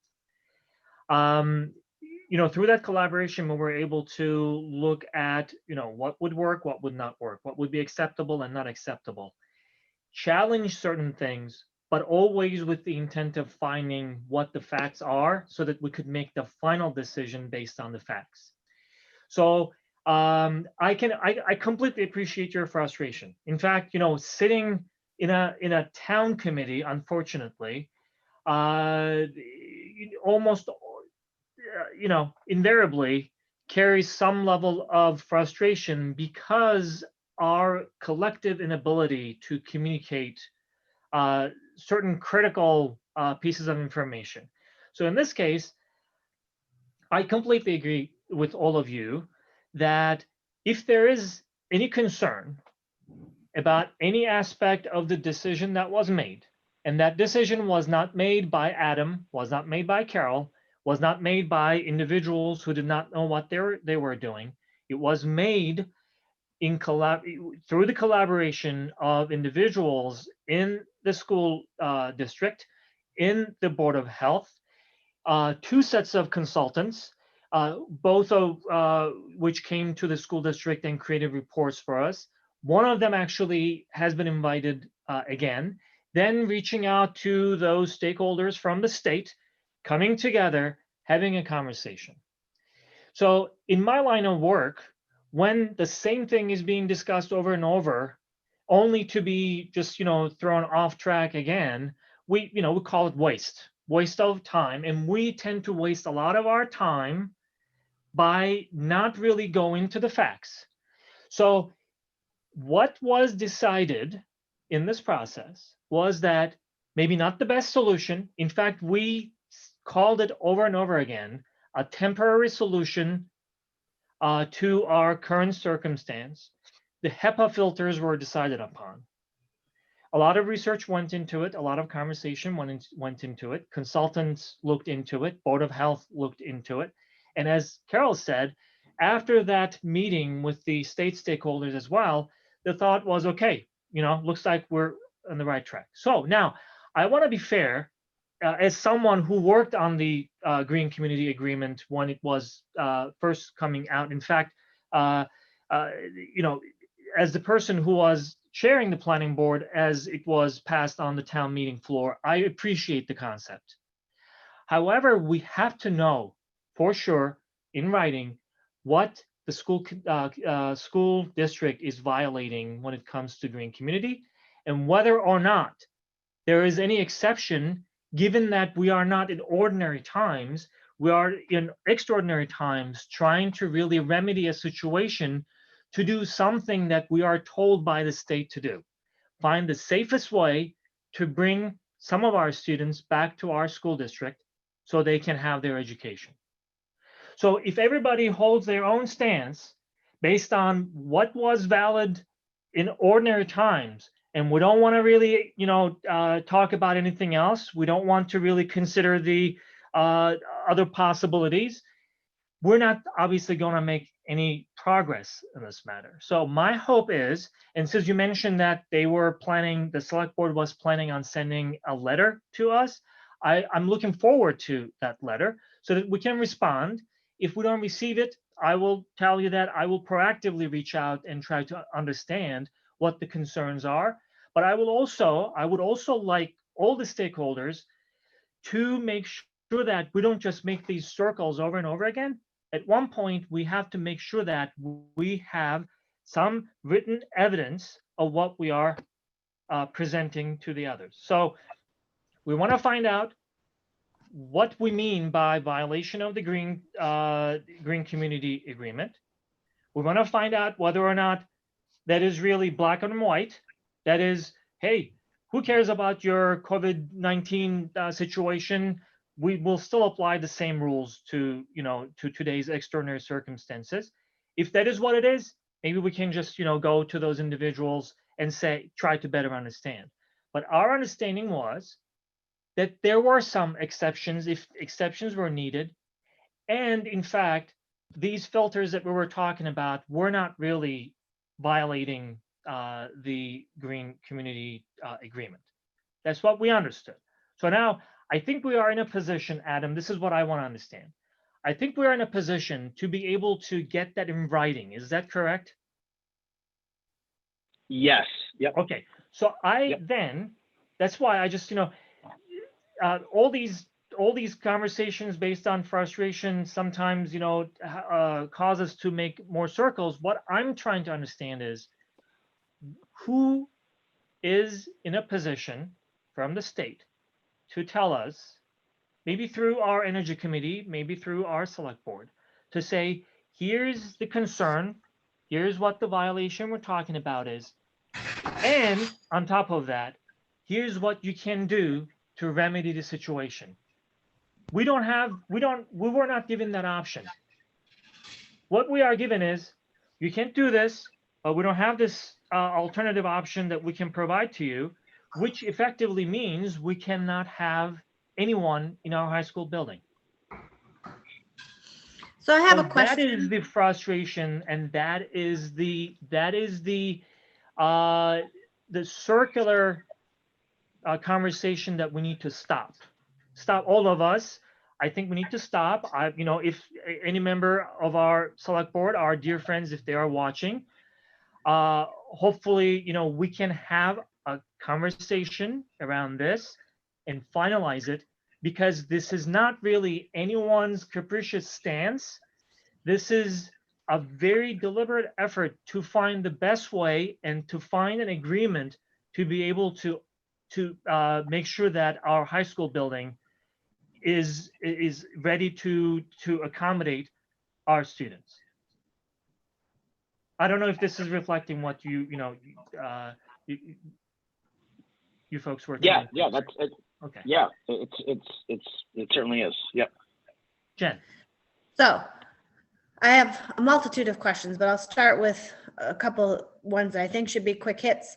This Green Act, whatever agreement that we signed. So the board of selectmen signed that agreement, or the energy committee signed that No, agreement? this is something that was signed years ago, and the select board is the final arbiter of all those agreements. So it is really something that, on behalf of the town of Granby, the select board signed off on. But the town meeting approved it first, and then the select board, I think, signed off on that. Okay, so that agreement though, because it was part of town meeting, is somewhere that we can read it and that it's there for people to see? Yes. Okay, so I guess, never mind. I won't become part of this regular conversation. So I'll behave. the essence of green community is this. The state has put these targets to become more efficient in our consumption of energy sources. Right. No, it has nothing to do with Right. the act. I'm sure the act is fine. Okay. It's more about what we seem to be stuck in the bureaucratic red tapeness of things. I think that is the thing.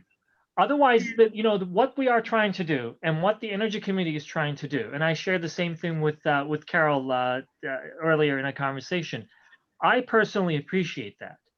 The vehicles that we use, the buildings, whatever energy sources we use in our buildings, they should meet certain criteria to make sure that our town is really using the most efficient energy sources possible. I 100% agree with that. And I guess I'm in the frustration boat hearing all of this and listening to this, because I feel like if the Energy Committee cared this much about it, it's not like this just suddenly happened. We've been here for a while talking about these things.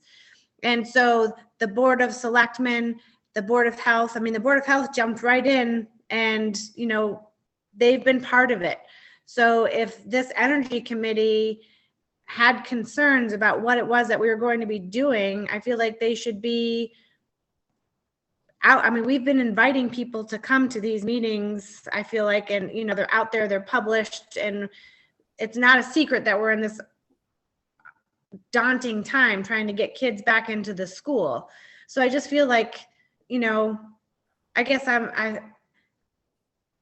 I wish that perhaps they would have taken a more vested interest in our schools and our kids and our buildings and been part of this, because it's not like we're trying to hide anything from anybody. The reports have been out there, so it just seems like we go around and around, and this is not the first time I feel like we've had these kinds of things, which is why, we're all frustrated, but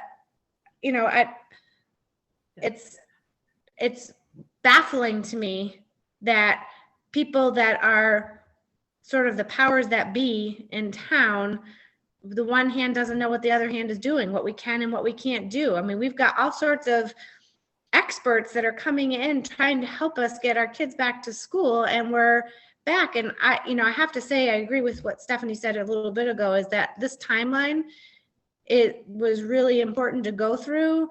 And I hope that we didn't miss any of it, Adam, but I just feel like you guys have spent so much time on this that it's really frustrating that now we're back to square one and we don't know where we're at. So hopefully, I'm still hopeful that the solution is not too far off. So about the Energy Committee, I think, and from their perspective, they may be right.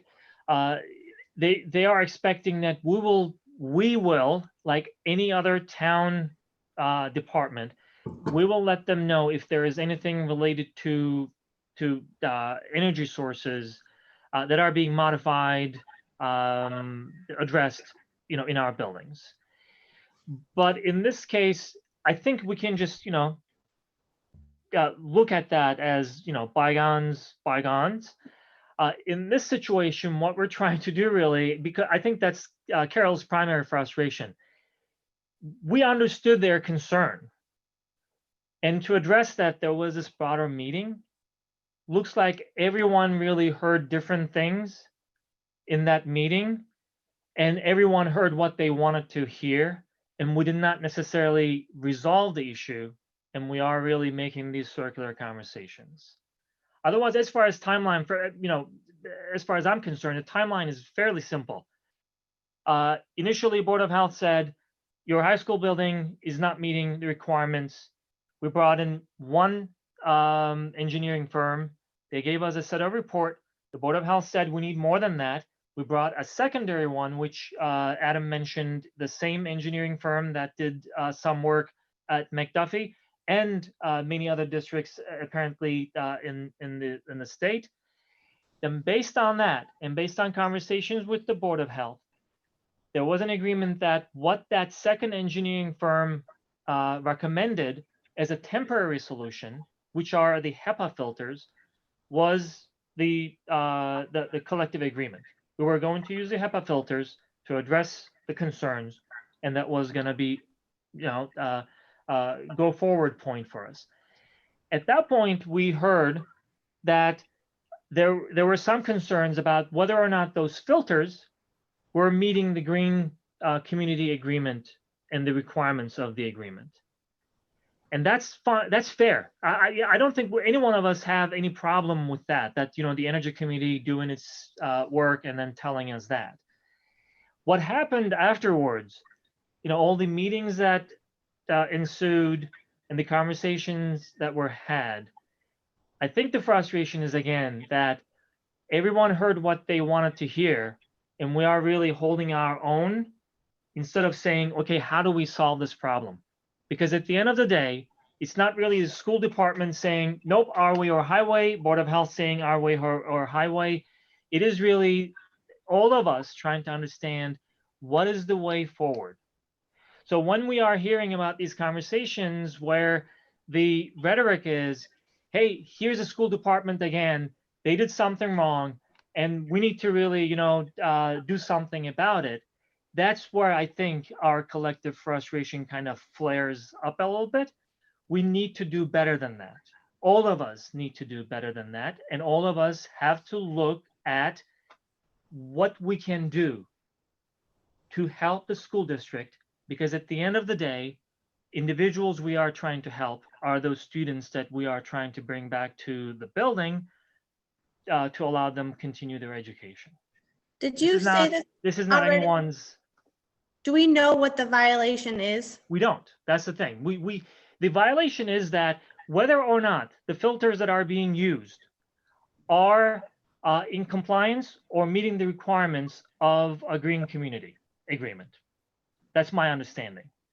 But our understanding is that they are not necessarily in violation of the green community agreement. And number two, my question that I would love to get answered is this, and again, something that I've been asking Carol.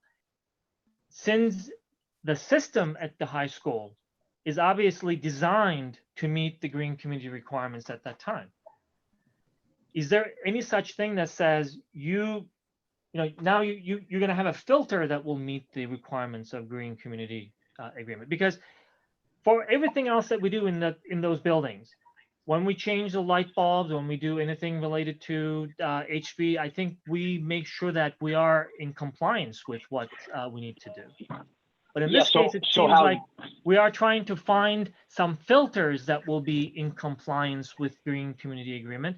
And it would be great to know what those are so we can move forward with it, because it's not really, again, everyone just trying to make sure that their side is correct. What we need to do is find that solution and the answer to that particular question.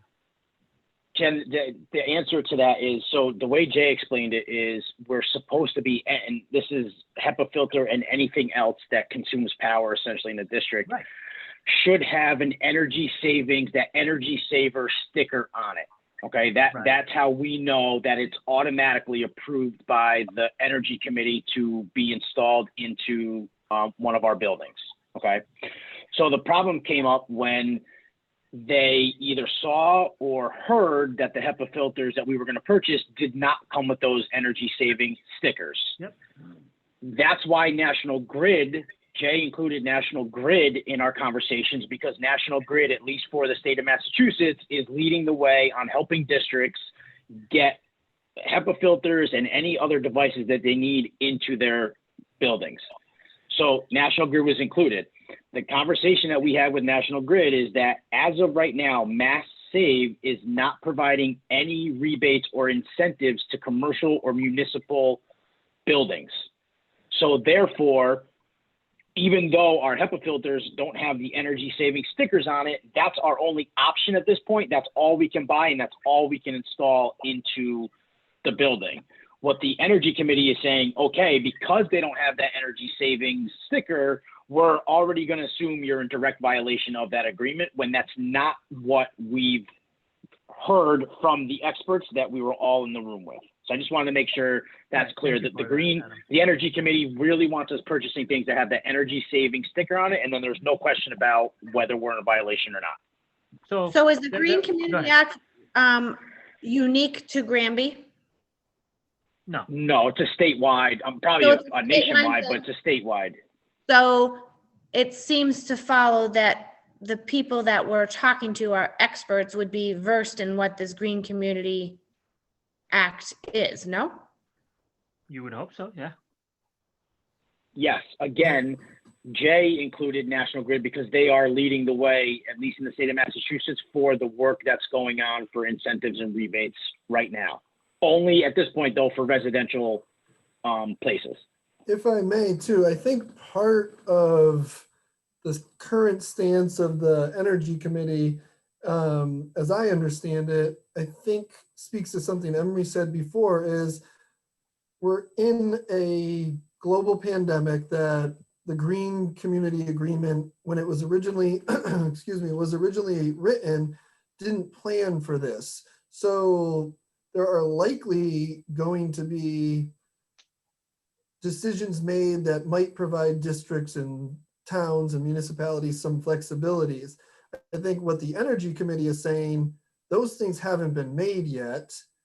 And they're going by, to Emery's point again, they're going by the black and white that is in the original agreement, where National Grid is saying to us that every school, every municipality is now using more energy in order to run things. There has to be some flexibility. We anticipate there will be some flexibility. And when there is, we are willing to work with you. And if some of what you're purchasing has incentives down the road, we'll work with you to try to get them retroactively in place for your community, is what they said to us. Right. So unfortunately, I still haven't had a chance to watch last night's select board meeting, so I don't know exactly what was said, but that I think is a part of the problem here. Is we're trying to move forward, but there are some entities that are holding on to this original agreement,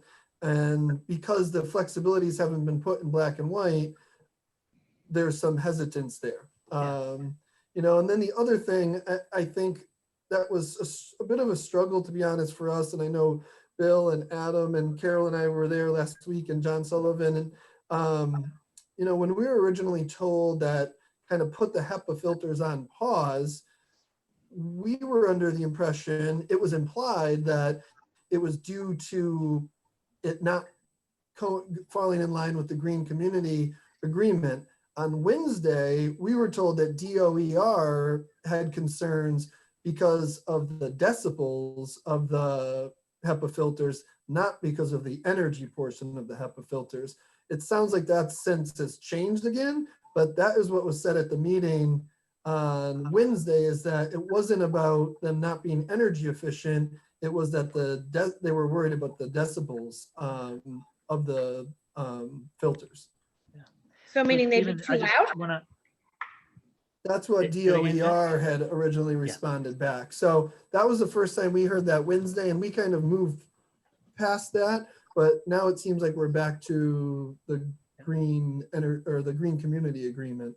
So So- it does feel like it's moving a bit. Yeah, again, just, to me, it is, Adam mentioned the energy saver stickers. So if we are looking at these filters that do not have that sticker, two questions that we need to answer. Is there a version of it that has a sticker? And if not, can the state tell us whether or not we can use these? I can't imagine that the state will say, oh no, shut down the entire building because, we cannot really allow something. However, I really want to be fair.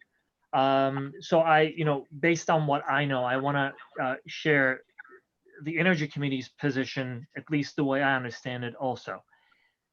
Their concern is not necessarily, here's a requirement, you do this. Their concern is the repercussion, because they do not know the answer.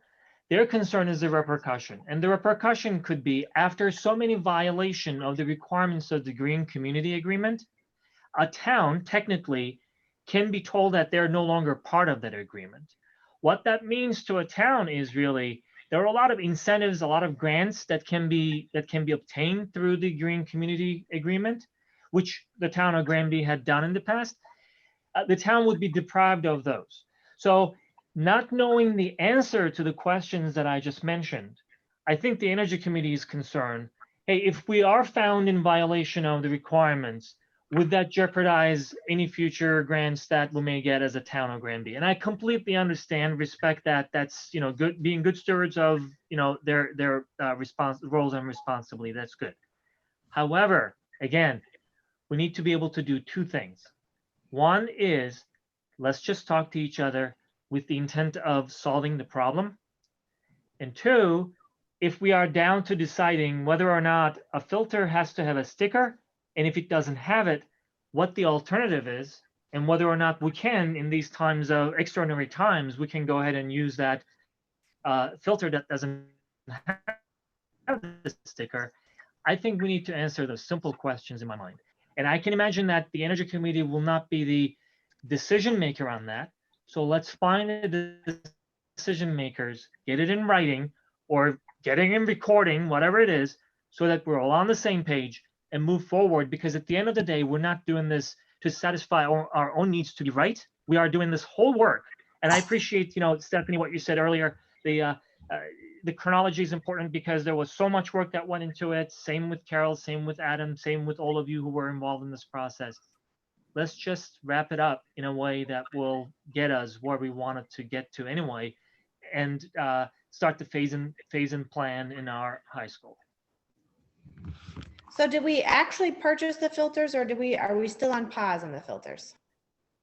Adam, We have the filters, and John and someone that certainly deserves a shout out was John, and then obviously his team too. I mean, they're doing a remarkable job. I feel like they're John, Patrick, the custodians are getting pulled in 100 different directions, right? We could spend a whole meeting on all the stuff that they've done to get the buildings in the district up to getting to where we are today. John is currently trying to mock up, and John, chime in when you want, trying to mock up a couple different classrooms in the high school with these HEPA filters, because Davey, which we agreed a couple weeks ago, Davey is then going to come back in and test to make sure that they're running properly, they're doing what they need to do, they're vented correctly, they're in the best place that we could put them. They're going to come in and do those types of things for us. So John is in the process. We have over 15, I think, currently. And John's mocking up a few classrooms now in order for Davey to come in and do those tests. And then we can hopefully get those all installed for the 19th for when kids get back into the high school.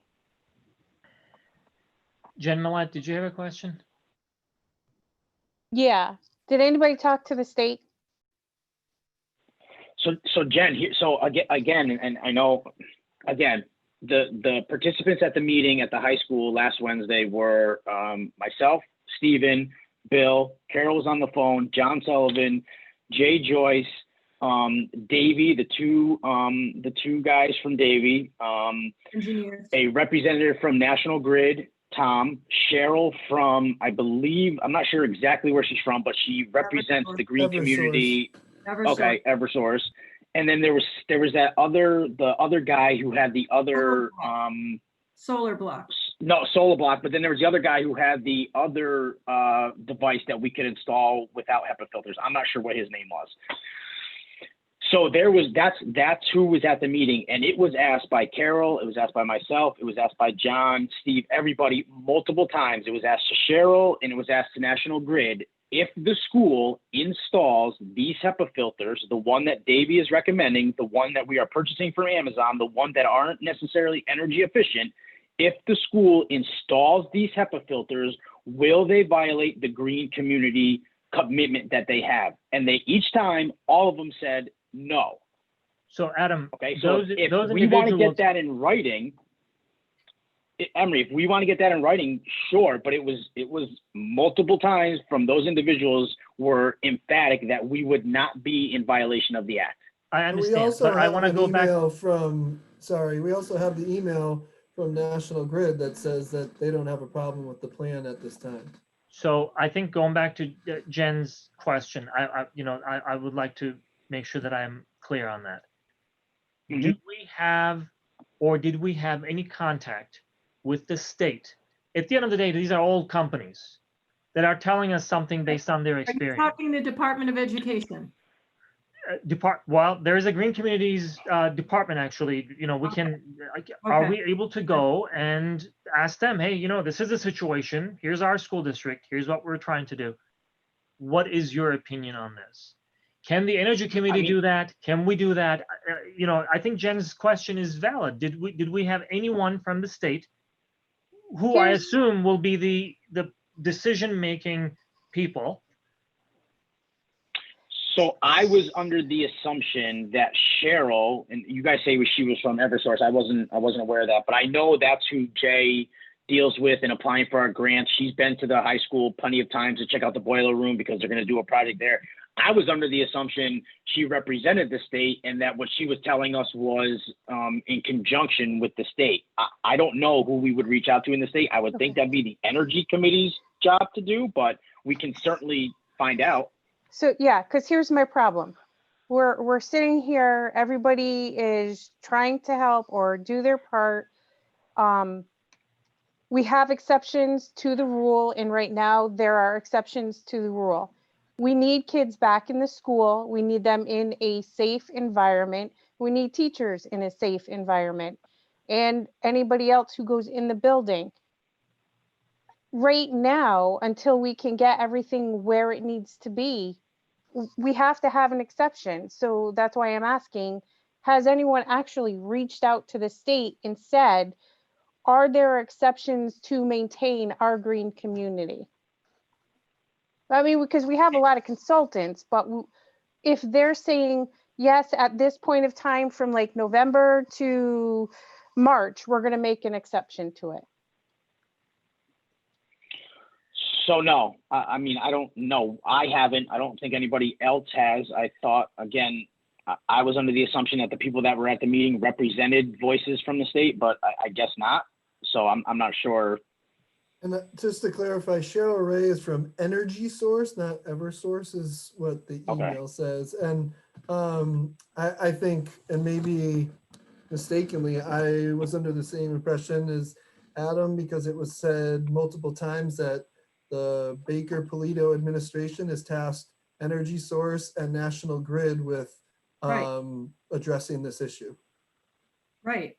And that's what was my understanding when they brought them all there, was that they were the ones that would have an alternative solution. Yeah. But there was one. And I think to Emery's point earlier, we don't have in writing that it is a violation, and we don't have in writing that it's not a violation. Right. So I'm just checking, and green the Green Communities division under the, I think it is a division, under the Department of Energy, I believe. It's DOER. DOER, under the DOER, that's correct, thank you, has a Western Mass coordinator, a Green Communities coordinator by the name Mark Rabinski. Maybe we can reach out to him and engage him in this conversation. Or maybe, maybe it's, if we are, if there's a belief that it's not our place and the Energy Committee has to do it, but we need to, somebody has to do it, and soon, to have, the input and maybe a decision from these folks who are directly involved in this process. Maybe we can reach out to Cheryl, Adam, tomorrow. Maybe we start with Right. Cheryl and just ask who her contact is at the state level. And do we need to contact them directly, or will they do it for us? And that would probably be the place to start. Then we're not jumping ahead, we're not going anywhere, and we could just simply go from there. I think that would be a good idea. I do have a super naive question. And I can't believe I'm saying this out loud, but we bought these HEPA filters on Amazon. And if it turns out that we find out, say, Bill and Adam reach out tomorrow and we talk to whoever we need to talk to, if we're concerned that they're not energy compliant, and we're also concerned that it's a 69 dillable and it's supposed to be 35 in a school according to the WHO organization, is it possible that we look at returning them and buying a different type of filter that is compliant? Yeah, so that was one of the reasons, aside from not having the manpower yet, is we didn't set them all up, is in case, because we do have 30 days to return these filters, which is one of the other reasons we went through Amazon, is because their return policy is favorable. Also, they were the vendor that we could get these the quickest in bulk. But our conversation with Tom from National Grid was he was going to help us out as soon as they heard something regarding commercial municipality HEPA filters and availability. They'd reach out to us and let us know. So we already kind of laid that groundwork. But yeah, we can certainly return some of the unopened filters if by chance the next couple of weeks we find out that they are in violation, and another product becomes available that we can get. Currently, though, there isn't another product. Yeah. So again, I just want to emphasize that that's one of the other reasons we went with Amazon. The main reason is because of the bulk, the availability, and the quickest way we could get them. We reached out to local vendors, to regional vendors that just don't have them in stock and won't have them in stock for a while. So what is our takeaway? I would suggest that we do a few things. One of them Bill suggested. Can we reach out to that individual? Cheryl, maybe? Do you mind if I hop in And find out. Can I hop in one more time? Yeah. I'm sorry. We have an email from Mark Rabinski from September 22nd that said he highly encourages us to speak with National Grid about our air exchangers before they update them. That's good. Honestly, it is really, again, getting to the facts is the most important thing in any one of these conversations. I appreciate that you're sharing that. I personally would not have any problem picking up the phone and calling this individual tomorrow, but I don't want to really, do the Energy Committee's work if they think that that's theirs. I can reach out to Jay and ask whether or not, we can engage Mark Rabinski. But before we do that, if, you would like to reach out to Cheryl and ask, hey, whatever you shared with us, what is it with the authority on behalf of a state department, then maybe, that could be helpful as well. We just want to make sure that we have our input, our information from all the reliable sources, and so that we can just say, here's what it is. And it may go back to what Carol just said. These were it. Davey basically not only told us these were the filters to use, they even gave us the brochure and told us where we could find them. It was part of their report to us. but it should not keep us from really, reaching out to all the sources and trying to find out what is right, what is not. So who can reach out to Cheryl tomorrow? I certainly will. So am I just asking her to put what she confirmed in the meeting into writing? Can we just Or ask am her I also, asking- if you don't think it is a difficult question to ask, and sometimes it may be, is she in a position to really, authoritatively tell us this is fact, you're not really violating anything? And then if she writes it down and then gives it to us, that would be even better. I think the Urbanski, I mean, Stephen, did you get the email from Urbanski? I just forwarded it to you. It came in an email from Jay Joyce. Where Okay, so he it looks asked like that- Jay was involved in that conversation as well. So that's another good thing. Yeah, and I just forwarded it to you, Carol. So Okay. it had some questions. It went to another person first, who went to Mark, and Mark said to consult with National Grid. And that's who we had. Yep. in the room Okay, with us. that's great. See, all right, and I will reach out to Jay, and then if no one really asked for Mark's input, or his input was, National Grid is as good as it gets, and whatever they say is good, then that may be our answer. If no one reached out, then we need to. I will reach out to Mark Rybinski as well. I mean, I know Stephen read some of it, but the rest of Mark's email says, hold on. There are a lot of schools across the Commonwealth going through this, and some of the utilities have been offering incentives. And again, we clarified that with National Grid, that at the time right now they're not offering any incentives. But I'm getting confused on this one. So our concern is not the incentive. Our concern, it seems, at the end of the day, whether or not a product that we are using, which was recommended by the engineers, is in violation of something, the Green Communities Agreement, correct? So the incentive, I don't know whether or not it plays into this. Maybe I'm misunderstanding it, but we're trying to find out whether or not we have the right product to use. And if there is nothing else, even though they don't have the sticker, can we go ahead and use it? Because we are trying to, as an educational institution, we are trying to comply with the state's, state DESE's requirements. And we are trying to make sure, as Jen said, that we have the safest environment for our students and our teachers as we ask them to come back based on the phasing process. The way I had interpreted it is that if we could find a machine that provided incentives, then that would line up with the green community commitment. So the incentives that we receive, because we're using an energy efficient filter, that would fall in line with what we're supposed to do. That was how I interpreted it. All right, thank you, Adam. Jen? So if we're a green community, and did they say somehow the system was a green system and that we could only use the green HEPA filters, or? Oh, I there's mean, nothing green about that system in high school. I know that. Because now we're talking about two different things. And that's why I said, did someone just call the state and just clarify what it is we're doing? We are a green community, what it is we are trying to do.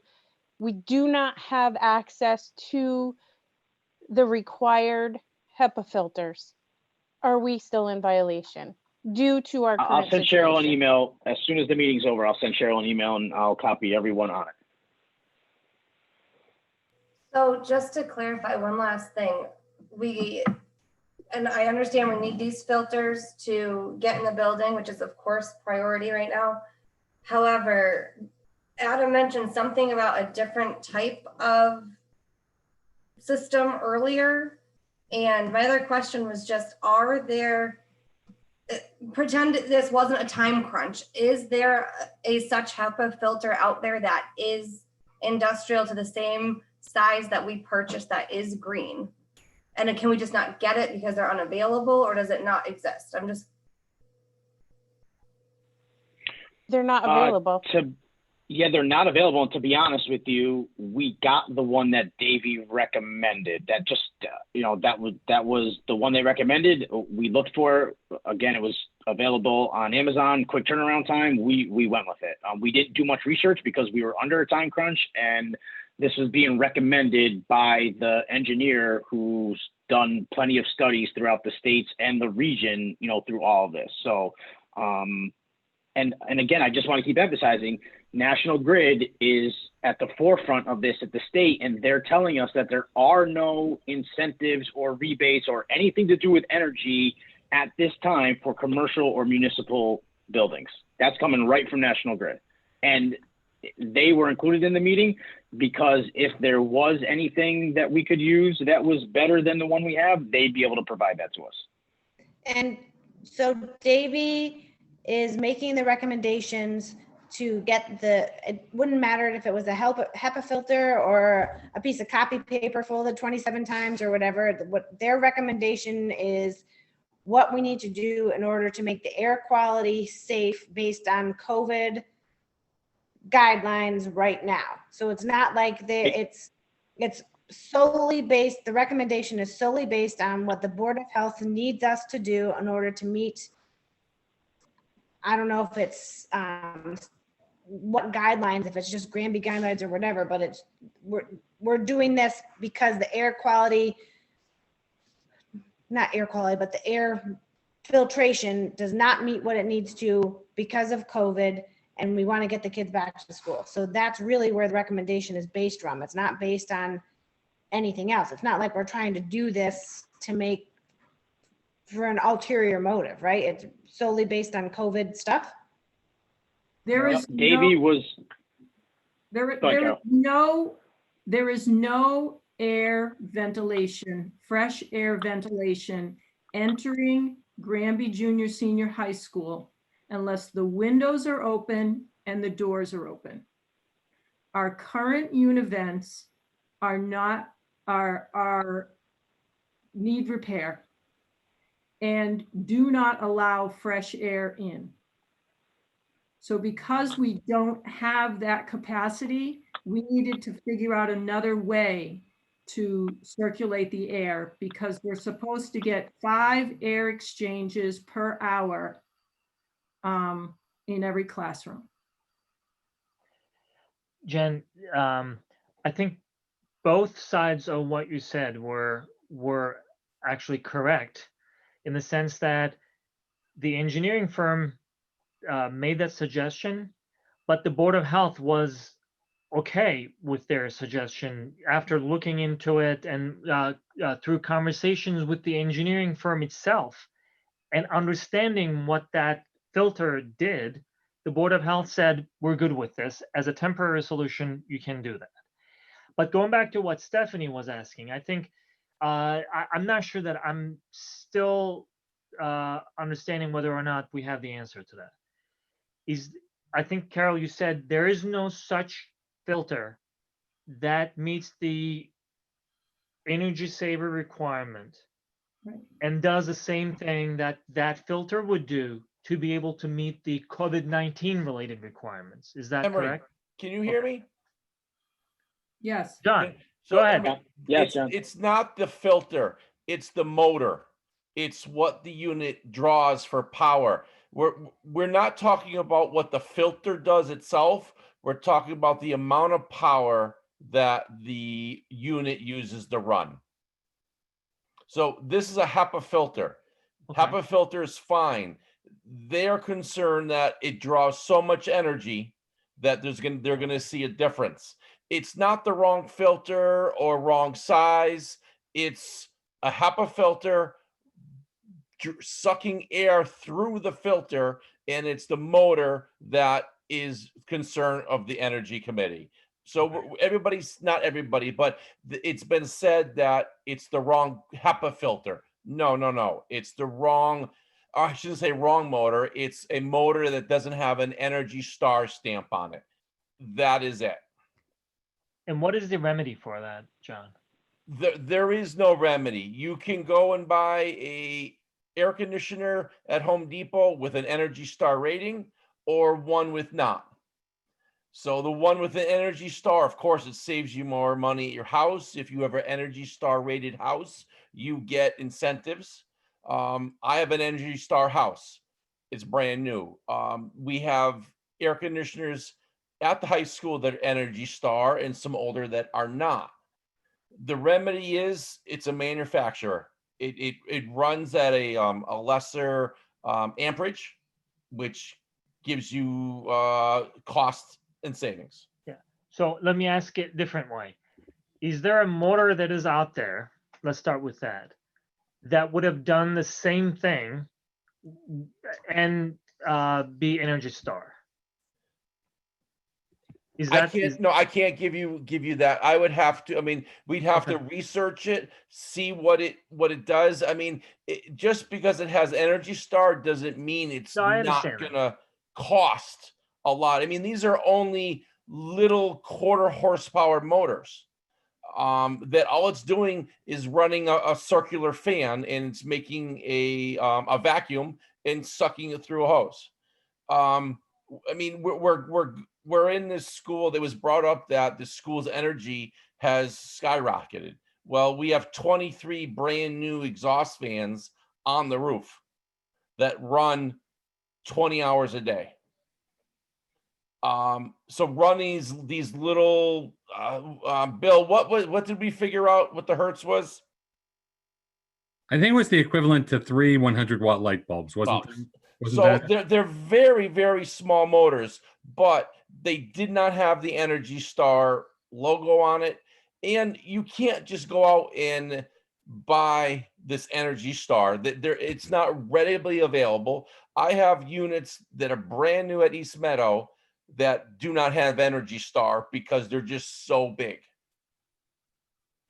Yes, there are other units that are out on the market, and they're huge. They're what abatement companies use. They make a total negative pressure of, say, a room, where every little dust particle will go through this one hose, go into a HEPA filter, and be exhausted or vented. So, we couldn't do that.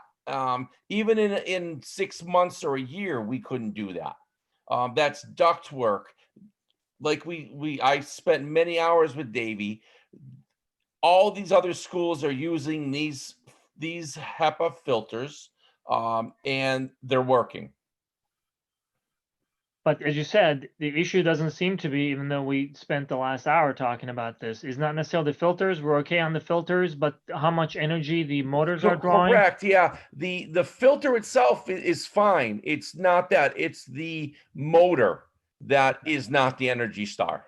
Okay. And there's no way or easy way or maybe, energy saving way to really remedy that situation related I to have paperwork that was sent to me a day or so ago. I can share it with Adam and he can put it out there. It's a unit that is either put in line at the high school.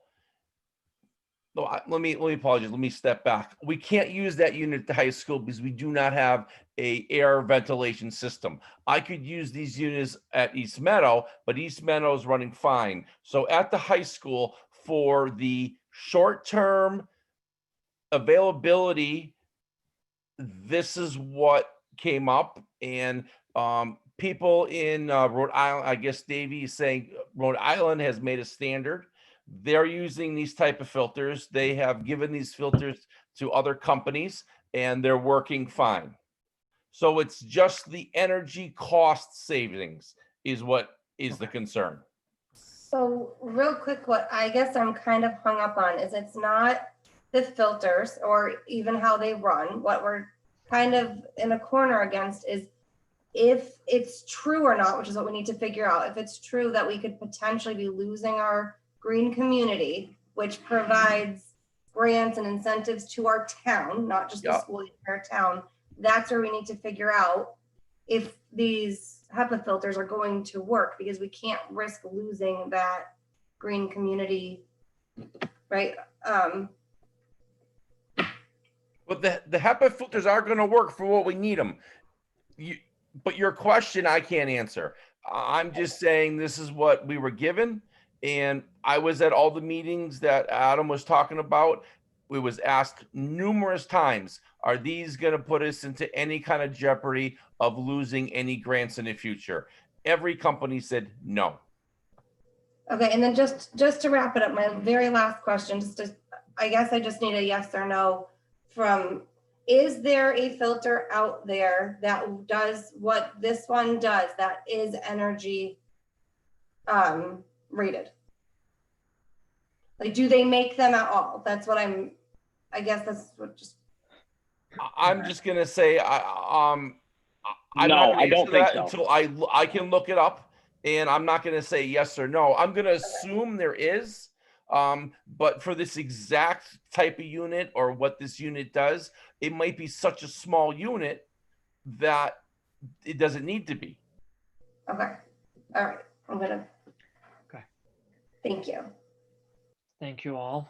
Any other questions, comments? Carol, Adam, anyone else? School committee?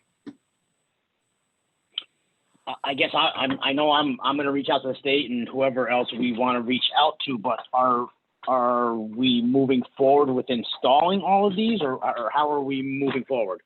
Let me reach out to Jay. Now that, John, I really appreciate what you just shared, because, I was under the impression that the filters were the point of conflict of contention, but looks like it is the motors. What I would like to understand at the end of the day, regardless of what we're talking about, is there a version of these things that meet the requirements? Would be good to know. But given that we are in these times, and this is how we're going to be able to make sure that the air quality meets the COVID-19 related requirements, is there any allowance to temporarily use what configuration we have? And the word temporary is really important. It was in the engineering firm's report. It was understood that this wasn't a permanent solution. It was a temporary solution to this problem that needs to be addressed in possibly larger scale, more comprehensively in the future. Right. When I talked to Cheryl, and Mr. Sullivan, what was she with again? What company? Energy Source. Energy Source. I specifically asked her, can we use these, and will we fall within any trouble with the town, or will we lose any grants? She says, no, as of right now, you can use these. So when it comes to Energy Source, they're fine with it. I will find out, and I'll let Adam know tomorrow if I can find any other unit that has a Energy Star rating that is this size. I mean, if you can think about it, what can I use as an example? Well, John, can I just jump in? We asked this question last Wednesday. We asked National Grid if there was a list that we could go from with energy saver stickers, and they said no. They only have a residential program right now. We asked that question. Yeah. Yeah. So there's no need for you to go and look for anything, because again, I'm going to say it again. National Grid was there specifically because they are the ones spearheading the movement in the state, and they said that right now there is no product that they can offer that would satisfy our needs. Okay. And the size of the motor is like your little desk fan motor. That's it. Something that fits in the palm of your hand. It's not a very big motor at all. Yeah, something like that.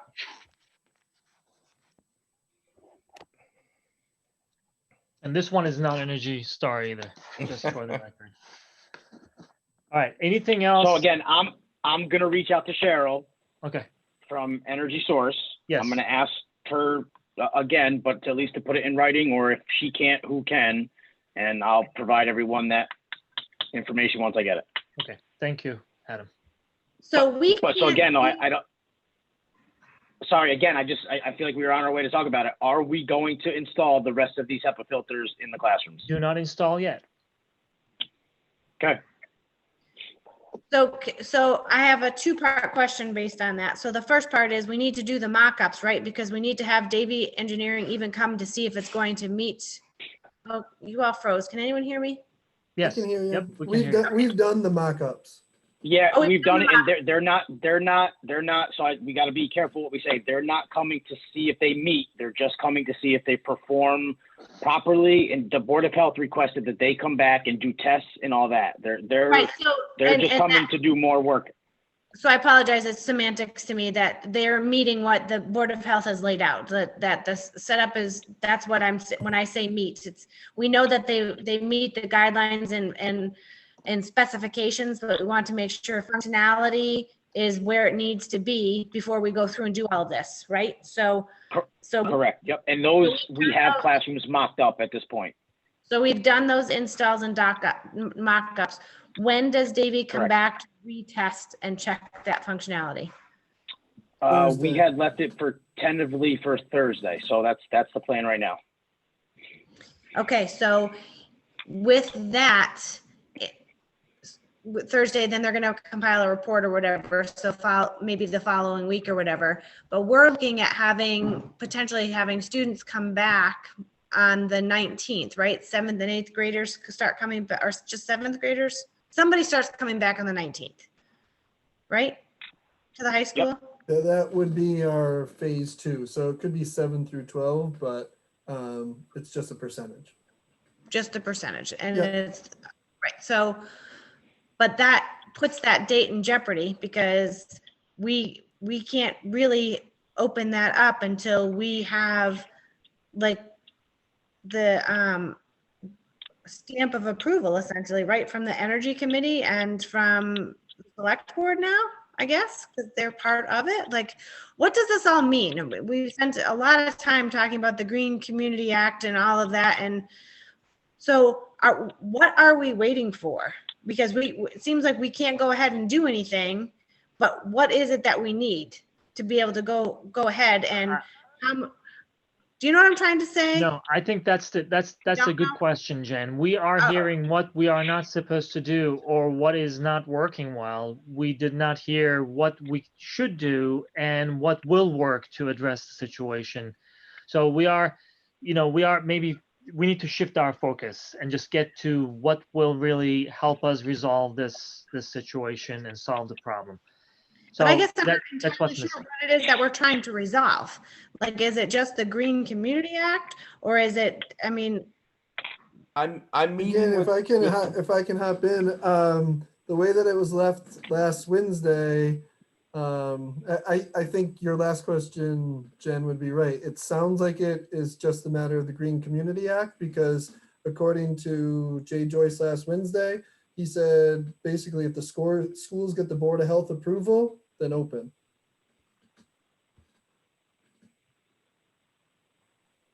Jen, we can't hear you. Jen? Well, I think we lost her. Jen, we could not hear you, what you said. Jen? my internet keeps going in and out, so I'm Okay. just gonna have to stop. All right. Oh, Emery, just to Yes. make this clear, when we leave here, if we get this letter, if we get this, cleared up tomorrow that says this is not in any way going to interfere with this, Davies comes down and says, "Yep, it's doing what it's supposed to do. It's hooked up." Dick says, "Yep, I'm. This is what you needed to do." Then can we move forward and start installing the rest of them? Because this is time sensitive. It is time sensitive. I completely understand. And, it is unfortunate that, we are where we are. But at least since you asked me, my opinion is that there has to be an agreement for us to move forward. And let's try to get to that agreement as soon as possible. That's why I'm going to reach out to Jay tomorrow and see if I can have a conversation with him. Who does the agreement need to be with, Emery? We have to make sure that they whatever we seem to understand on our side, we have to make sure that since the select board apparently is agreeing with what the energy committee has told them through Jay, we have to make sure that they understand the position, and they have to understand what we are sharing with them and agree that this is the way forward. So it's really both the energy committee and the select It board. is. Because let's just think of the alternative. We just say we have all the right answers. We think that our solution is correct, and we're not going to wait, and we're going to move forward without really having any conversation or agreement with those two committees. I don't think that's going to bode well for for any other conversation that we need to have with those committees. We need to really. It is unfortunate, and Bill, I agree with you. It's so time sensitive. But we have to really make sure that we resolve this in the way it should always be resolved. We have to get that. And I will see if I can do my part reaching out to Jay. Jay is fulfilling two shoes. He's on the Energy Committee, but he's also a member of the Select Board. So maybe we can just, get to some agreement sooner than later.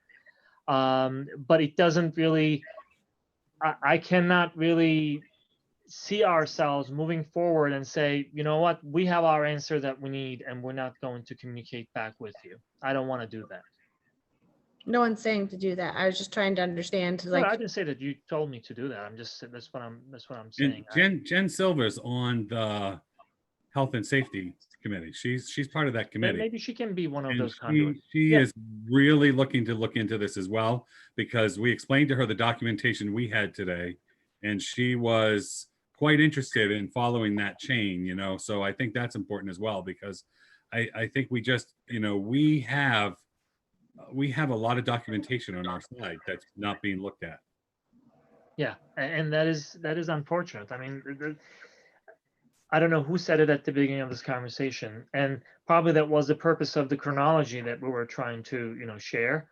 This has been in progress for a while now. The other piece of it is too, just so you know, that the calls that we get daily about getting these kids back into school, and I think it's important that you're aware of that, and and I'm sure Stephen, you can agree with me. There's a lot of students in need of coming back in, and we've got the commissioner, so in Emory, I know you realize it, but it's just that balance on both sides, and I think we just need to make sure that everybody's aware of that, that we're certainly not trying to hold anybody up nor do anything No, without. absolutely. No, understood. Just to clarify, we are still talking about the high school building, right? Just on the East Meadow side, we don't have any concerns. No, the only concern we have is getting the high schoolers back in so we can start on our program on Okay.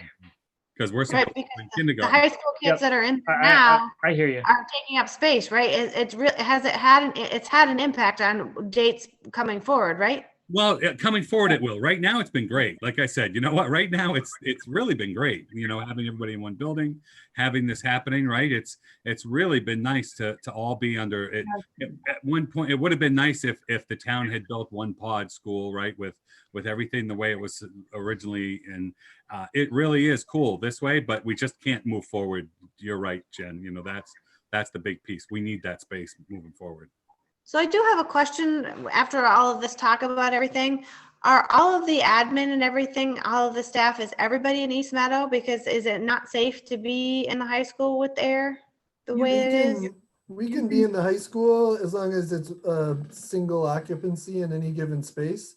But like Allie and I are working between both buildings. So we're at East Meadow 7:15 till 2:30 or so, and then we're back at the junior senior high school either before or after that.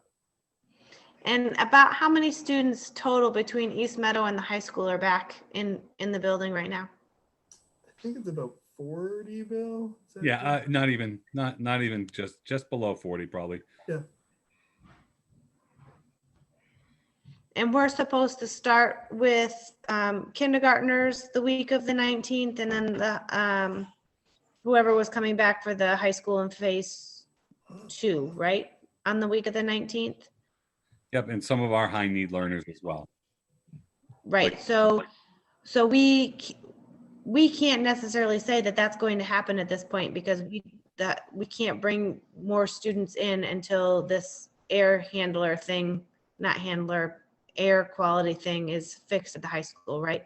Yeah, I think is the way you put it is right on. I think like we're walking a pretty fine line. We don't want to pull that off the table, but we're getting close time-wise. Well, we're getting dangerously close because we had been saying right along that our timeline, we would allow 2 weeks for adjustment of schedules for people that have to make adjustments to their schedules because people have been counting on, daycare, less daycare, more daycare, alternate plans or whatever. And the way I see it, we're sort of at that 2-week mark.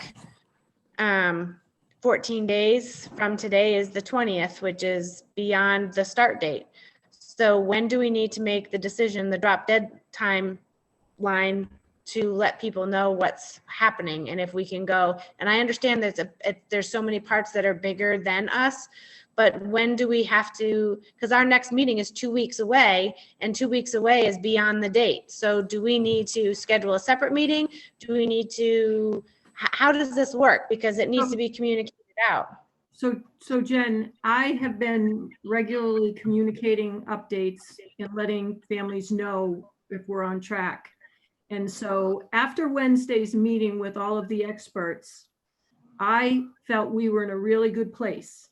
And we all had our marching orders and I thought we were going forward. And we immediately started putting the HEPA filters, mocking rooms so that we could get Davey back here. And it wasn't until last night that all of a sudden I wasn't so sure anymore. Right. Well, I hear you, Carol. And it's, we've been talking about this now for about an hour, and I'm not getting the overwhelming sense that we feel like we're in a position that we're going to be going ahead. So my question is, when do we make the decision to say we are going forward or not? Because in all of our previous meetings, we were saying it would be a minimum of 2 weeks to let people know if we were going to make changes, with the only caveat to that being is if we have to go full remote because we go red or there's a breakout in the school. So, well, if we can't get resolution, we will be going full remote because we can't bring East Meadow kids back if we don't have the room over there, so that's what I'm asking. What is our date that we need to know by so we can make the plan? I would say by the end of this week, we need to know. We need to have a final answer on whether or not we can use HEPA filters. Because if we can't use HEPA filters, I don't know how we're going to be able to open Granby Junior Senior High School. And to clarify, like John Sullivan said, it's not the HEPA filters, it's the system that powers them. But regardless of that, the energy, it's the energy, right, that they use to run those filters is the concern. Right. So what we're at though is that if we don't know by the end of this week, does that mean it's just the high school that's impacted and we'll go ahead with East Meadow? Do we try to keep status quo? How many more kids could fit in East Meadow in this hybrid and different definition of hybrid? When I say hybrid this time, I'm meaning East Meadow and the high school. How many more students can we fit in the building that we can go forward? Like, I feel like I'm feeling this like sense of panic, like, oh my gosh, what if we don't make this deadline? Who gets to go? Where are we at? How many more can we accommodate until we figure this out? Or do we just say no to the high school and only East Meadow? But that doesn't feel right either. So that's where I'm saying, like, I feel this real sense of urgency, which I know everyone does, but I'm starting to talk faster because I don't know what it is. Like, where do we go from here? And what do we need to do? And what needs to happen next? I suggest we just trust the process. The process is Davies came in, they recommended these filters. These are the filters they recommended. It was approved by the Board of Health. We have them in place. We're trying to get that put together. The The power, the difference in the power is going to be everywhere. We talked about this at that meeting. We talked about this. The East Meadow is going to use far more electricity this year than we did last year. Number one, we were closed last year. The building was unoccupied for 4 or 5 months. So we didn't use that electricity. So to be able to compare this year to last year, we can't do that, number one. And National Grid agreed with that, and so did Cheryl. And to be able to compare apples to apples, they're going to have to come up with a whole new rubric. If it's the HEPA filters, if it wasn't the HEPA filters next door, and they had to, like John said, they've cranked on 25 fans on the ceiling so that's cranking all that much more power through there. So their big hang up right now is if we're using too much power, it's going to jeopardize the energy grant. We're going to be using too much power everywhere. And they're gonna sort that out on their end. They already told us that. So we just have to move forward and trust the process and say, yep, we're gonna get that letter from them that says, go ahead, move forward with this. We're gonna give it to the board, to the selectmen. We're gonna give it to the people in town that need it. And we're gonna move forward with everything. I think that's the only thing we can do at this point is trust that process, trust the people that are making those decisions, and then go from there. I feel like in a Please hold. Let's just let me just jump in. Please hold off on all these. Let us have the conversations that we need to have. Let's just do what we need to do tomorrow. I agree that process is good. I'm a process guy, but let's just see how we can make it work and get to that. I think Carol mentioned that we have until the end of this week. I'm not saying that we should really stretch it and wait till then, but let's just give ourselves tomorrow at least to reach out to those individuals and make it work. And I don't want to go into any more detail as to what the alternatives would look like. So. Okay, but to touch back to what Jen said, can we say by Friday, if the 19th has to be changed, will we be telling families so that they can plan accordingly, as that's giving them about a week's notice? And we have been saying that we would give 2 weeks prior to plans changing. I feel like families just need time to plan, and I don't want to be super last minute or going too far ahead, but can we just say that Friday we'll revisit what? I did put that in my update, that we are on track for East Meadow kindergarten to start, okay? In their next phase of high needs. East Meadow is on track. In my update, I said that we had gotten good news on Wednesday and that we were moving forward with the plan with a focus on maintaining the timelines. And up until this morning, I thought we were on track for that.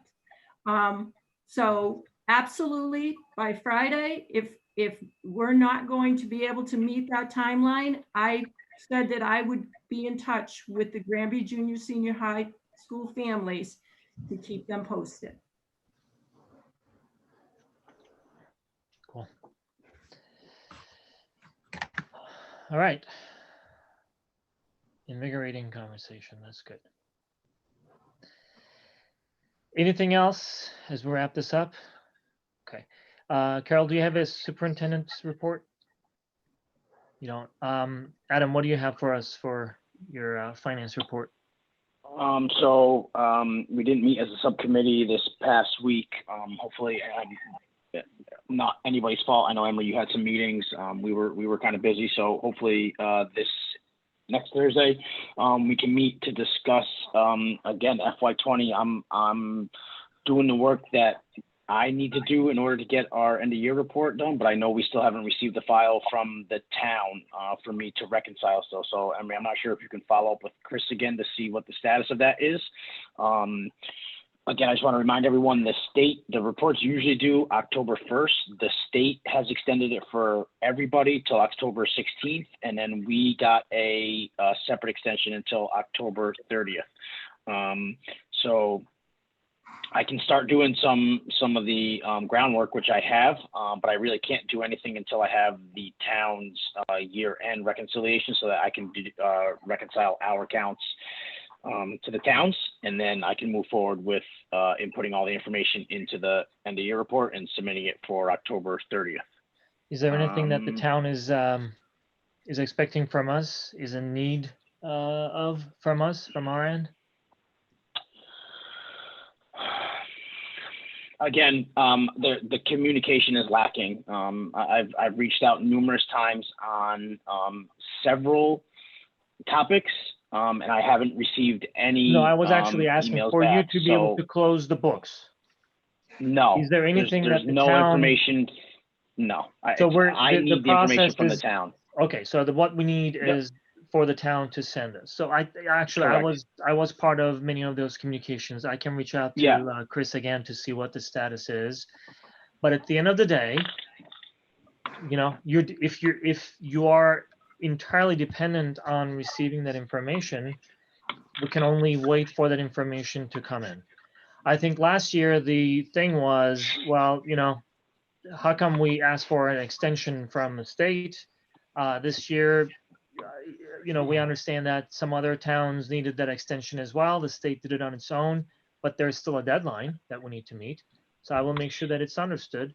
But, you know, we can't really send that report without having the input from the town. So I see what you're Yeah, saying. so and, there's a form that needs to be signed when we submit our end of year report that needs to be signed by the town manager, the superintendent, and then myself, who happens to be filling out the end of year report, that essentially testifies that all the information provided in that report is accurate. And obviously Chris's signature is one of those. So I want to make sure that we have their, you know, our information ties to their information. Yeah, absolutely. So is it, okay. So do we have a report that you created that may or may not tie to what the town has? Is that what it is? Yeah, so I have our, you know, I've downloaded all of our information as of the close of FY20, and then I'm just waiting on theirs so I can just, you know, mirror their accounts and make sure. But again, what goes into that might be some movement of money, either journal entries or transfers that need school committee approval. The next meeting is in 2 weeks. That's the 20th. And that leaves us 10 days from there for me to get all that into play and then submit the report. Okay. So what I would suggest, and if there's any objection, let's just talk about that too. If you can just create the report based on what is available to you. Mm-hmm. Yep. And if we do not have what we need by our next meeting, from the town. Obviously, you know, in the absence of that, all that you know is what's available to you. At least, you know, as part of the process, we can submit what we have. And if there is any objection to that, we can hear about it, but we can just follow the process and submit what we have at that point in time. Okay. Anything else on finance? No, FY21 again. I know you had some questions on the warrants. Some of the expenses I emailed you back with those answers. Still, right now, most of the expenses are COVID related expenses to get the schools up and running and operational for the school year. There's some other one with special education tuition. We're going to have those as we're sending kids out of district. There's going to be some expenses like that, but for the most part, it's COVID expenses to get the schools up and running. Yeah. So I guess what I'm trying to understand, based on what we'll learn at the end of last school year, I mean, not last school year, but, you know, when the pandemic hit and we find ourselves in a situation where we were encouraged to support the system and therefore we ended up paying for services not rendered. What I'm trying to understand whether or not there is a situation similar to that. So are those all services that we are receiving that we're paying for? Is that what it is? Yeah, so we haven't, so yes. The answer to your question is yes. Right. Yep, there hasn't been any payment made for things that we haven't received. Okay, because that's, you know, that's good awareness. If we, I mean, if there is ever a situation like that, you know, March was extraordinary. We, you know, try to be good citizens, good supports, but if it is recurring, then we should know about that and we should have a conversation about that. Yep, nope, that's not the case right now. All right, thank you, Adam. Anything else? Again, no, I've already kind of touched upon it in our last discussion, but just John and his crew are doing a great job getting the schools, facilities, everything up and running. So I just want to, again, just to reiterate that point. Dito, thank And you. I just want to say that the cafeteria folks, is it Chartwell's? I always get the name wrong. They're doing a fantastic job. Yes. I actually went for the first time last week and got lunch, and the kids love it, and it's nice. It feels like a little piece of normalcy to them because they would buy school lunch, so it feels, it's pre-portioned and everything, and it's really nice. And I just want to shout out to them, and I think that those guys are doing a great job, and they really deserve the recognition. So I just Thank you for that, Jen. Thank you for that. We're I'm not sure if Carol, if you put this on the website or anything, but we've done the last couple of weeks over 1,000 meals per week. So that's 500. That's 250 breakfast, 250 lunch on Monday, 250 breakfast, 250 lunch on Wednesday. So over 1,000 or so meals in 2 days. So it's unbelievable the work that they're doing as well. Jen, thank you for that. I appreciate the reminder. They're doing a great job in providing our families with meals. Yeah, thank you to Chartwells. Thank you, John and team. Thank you, all of you. This is a lot of work, and sometimes we stop recognizing it. These are not normal times. A lot of decisions that we are making are decisions that we need to make based on little information available, and sometimes, very quick to react to certain things that change in front of us. So I really appreciate all the work that you all are doing. And thank you, Jen, for that recognition. Do we have anything from the collaborative? Yeah, we had a meeting. It feels like forever. Last Wednesday, they said they were expanding their professional development program, and they're doing after-school programs for the elementary schools. So they're going to continue that. And then their programs for Heck Academy and Mount Tom they've been moving forward with them. Great, thank you, Jen.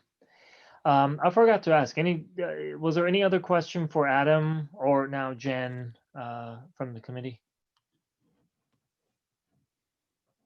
All good? Okay, that brings us to the end of our meeting. We don't have an executive session today.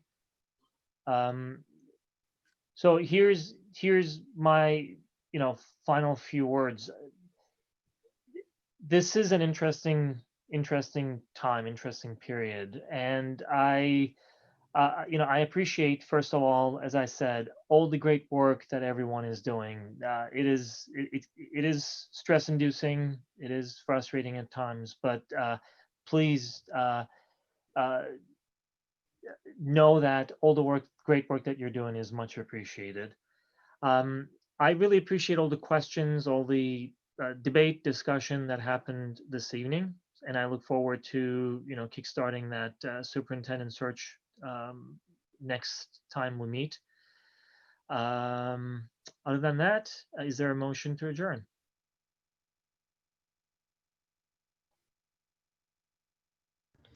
I couldn't find my mute. I'll make the motion to adjourn. Thank you, Jen. Is there a I'll second? second. Okay, all in favor? Aye. Aye. Aye. Have a good evening, everyone. Take care of yourselves. Bye. Night, guys. Thank you. Be safe. Thanks, everyone.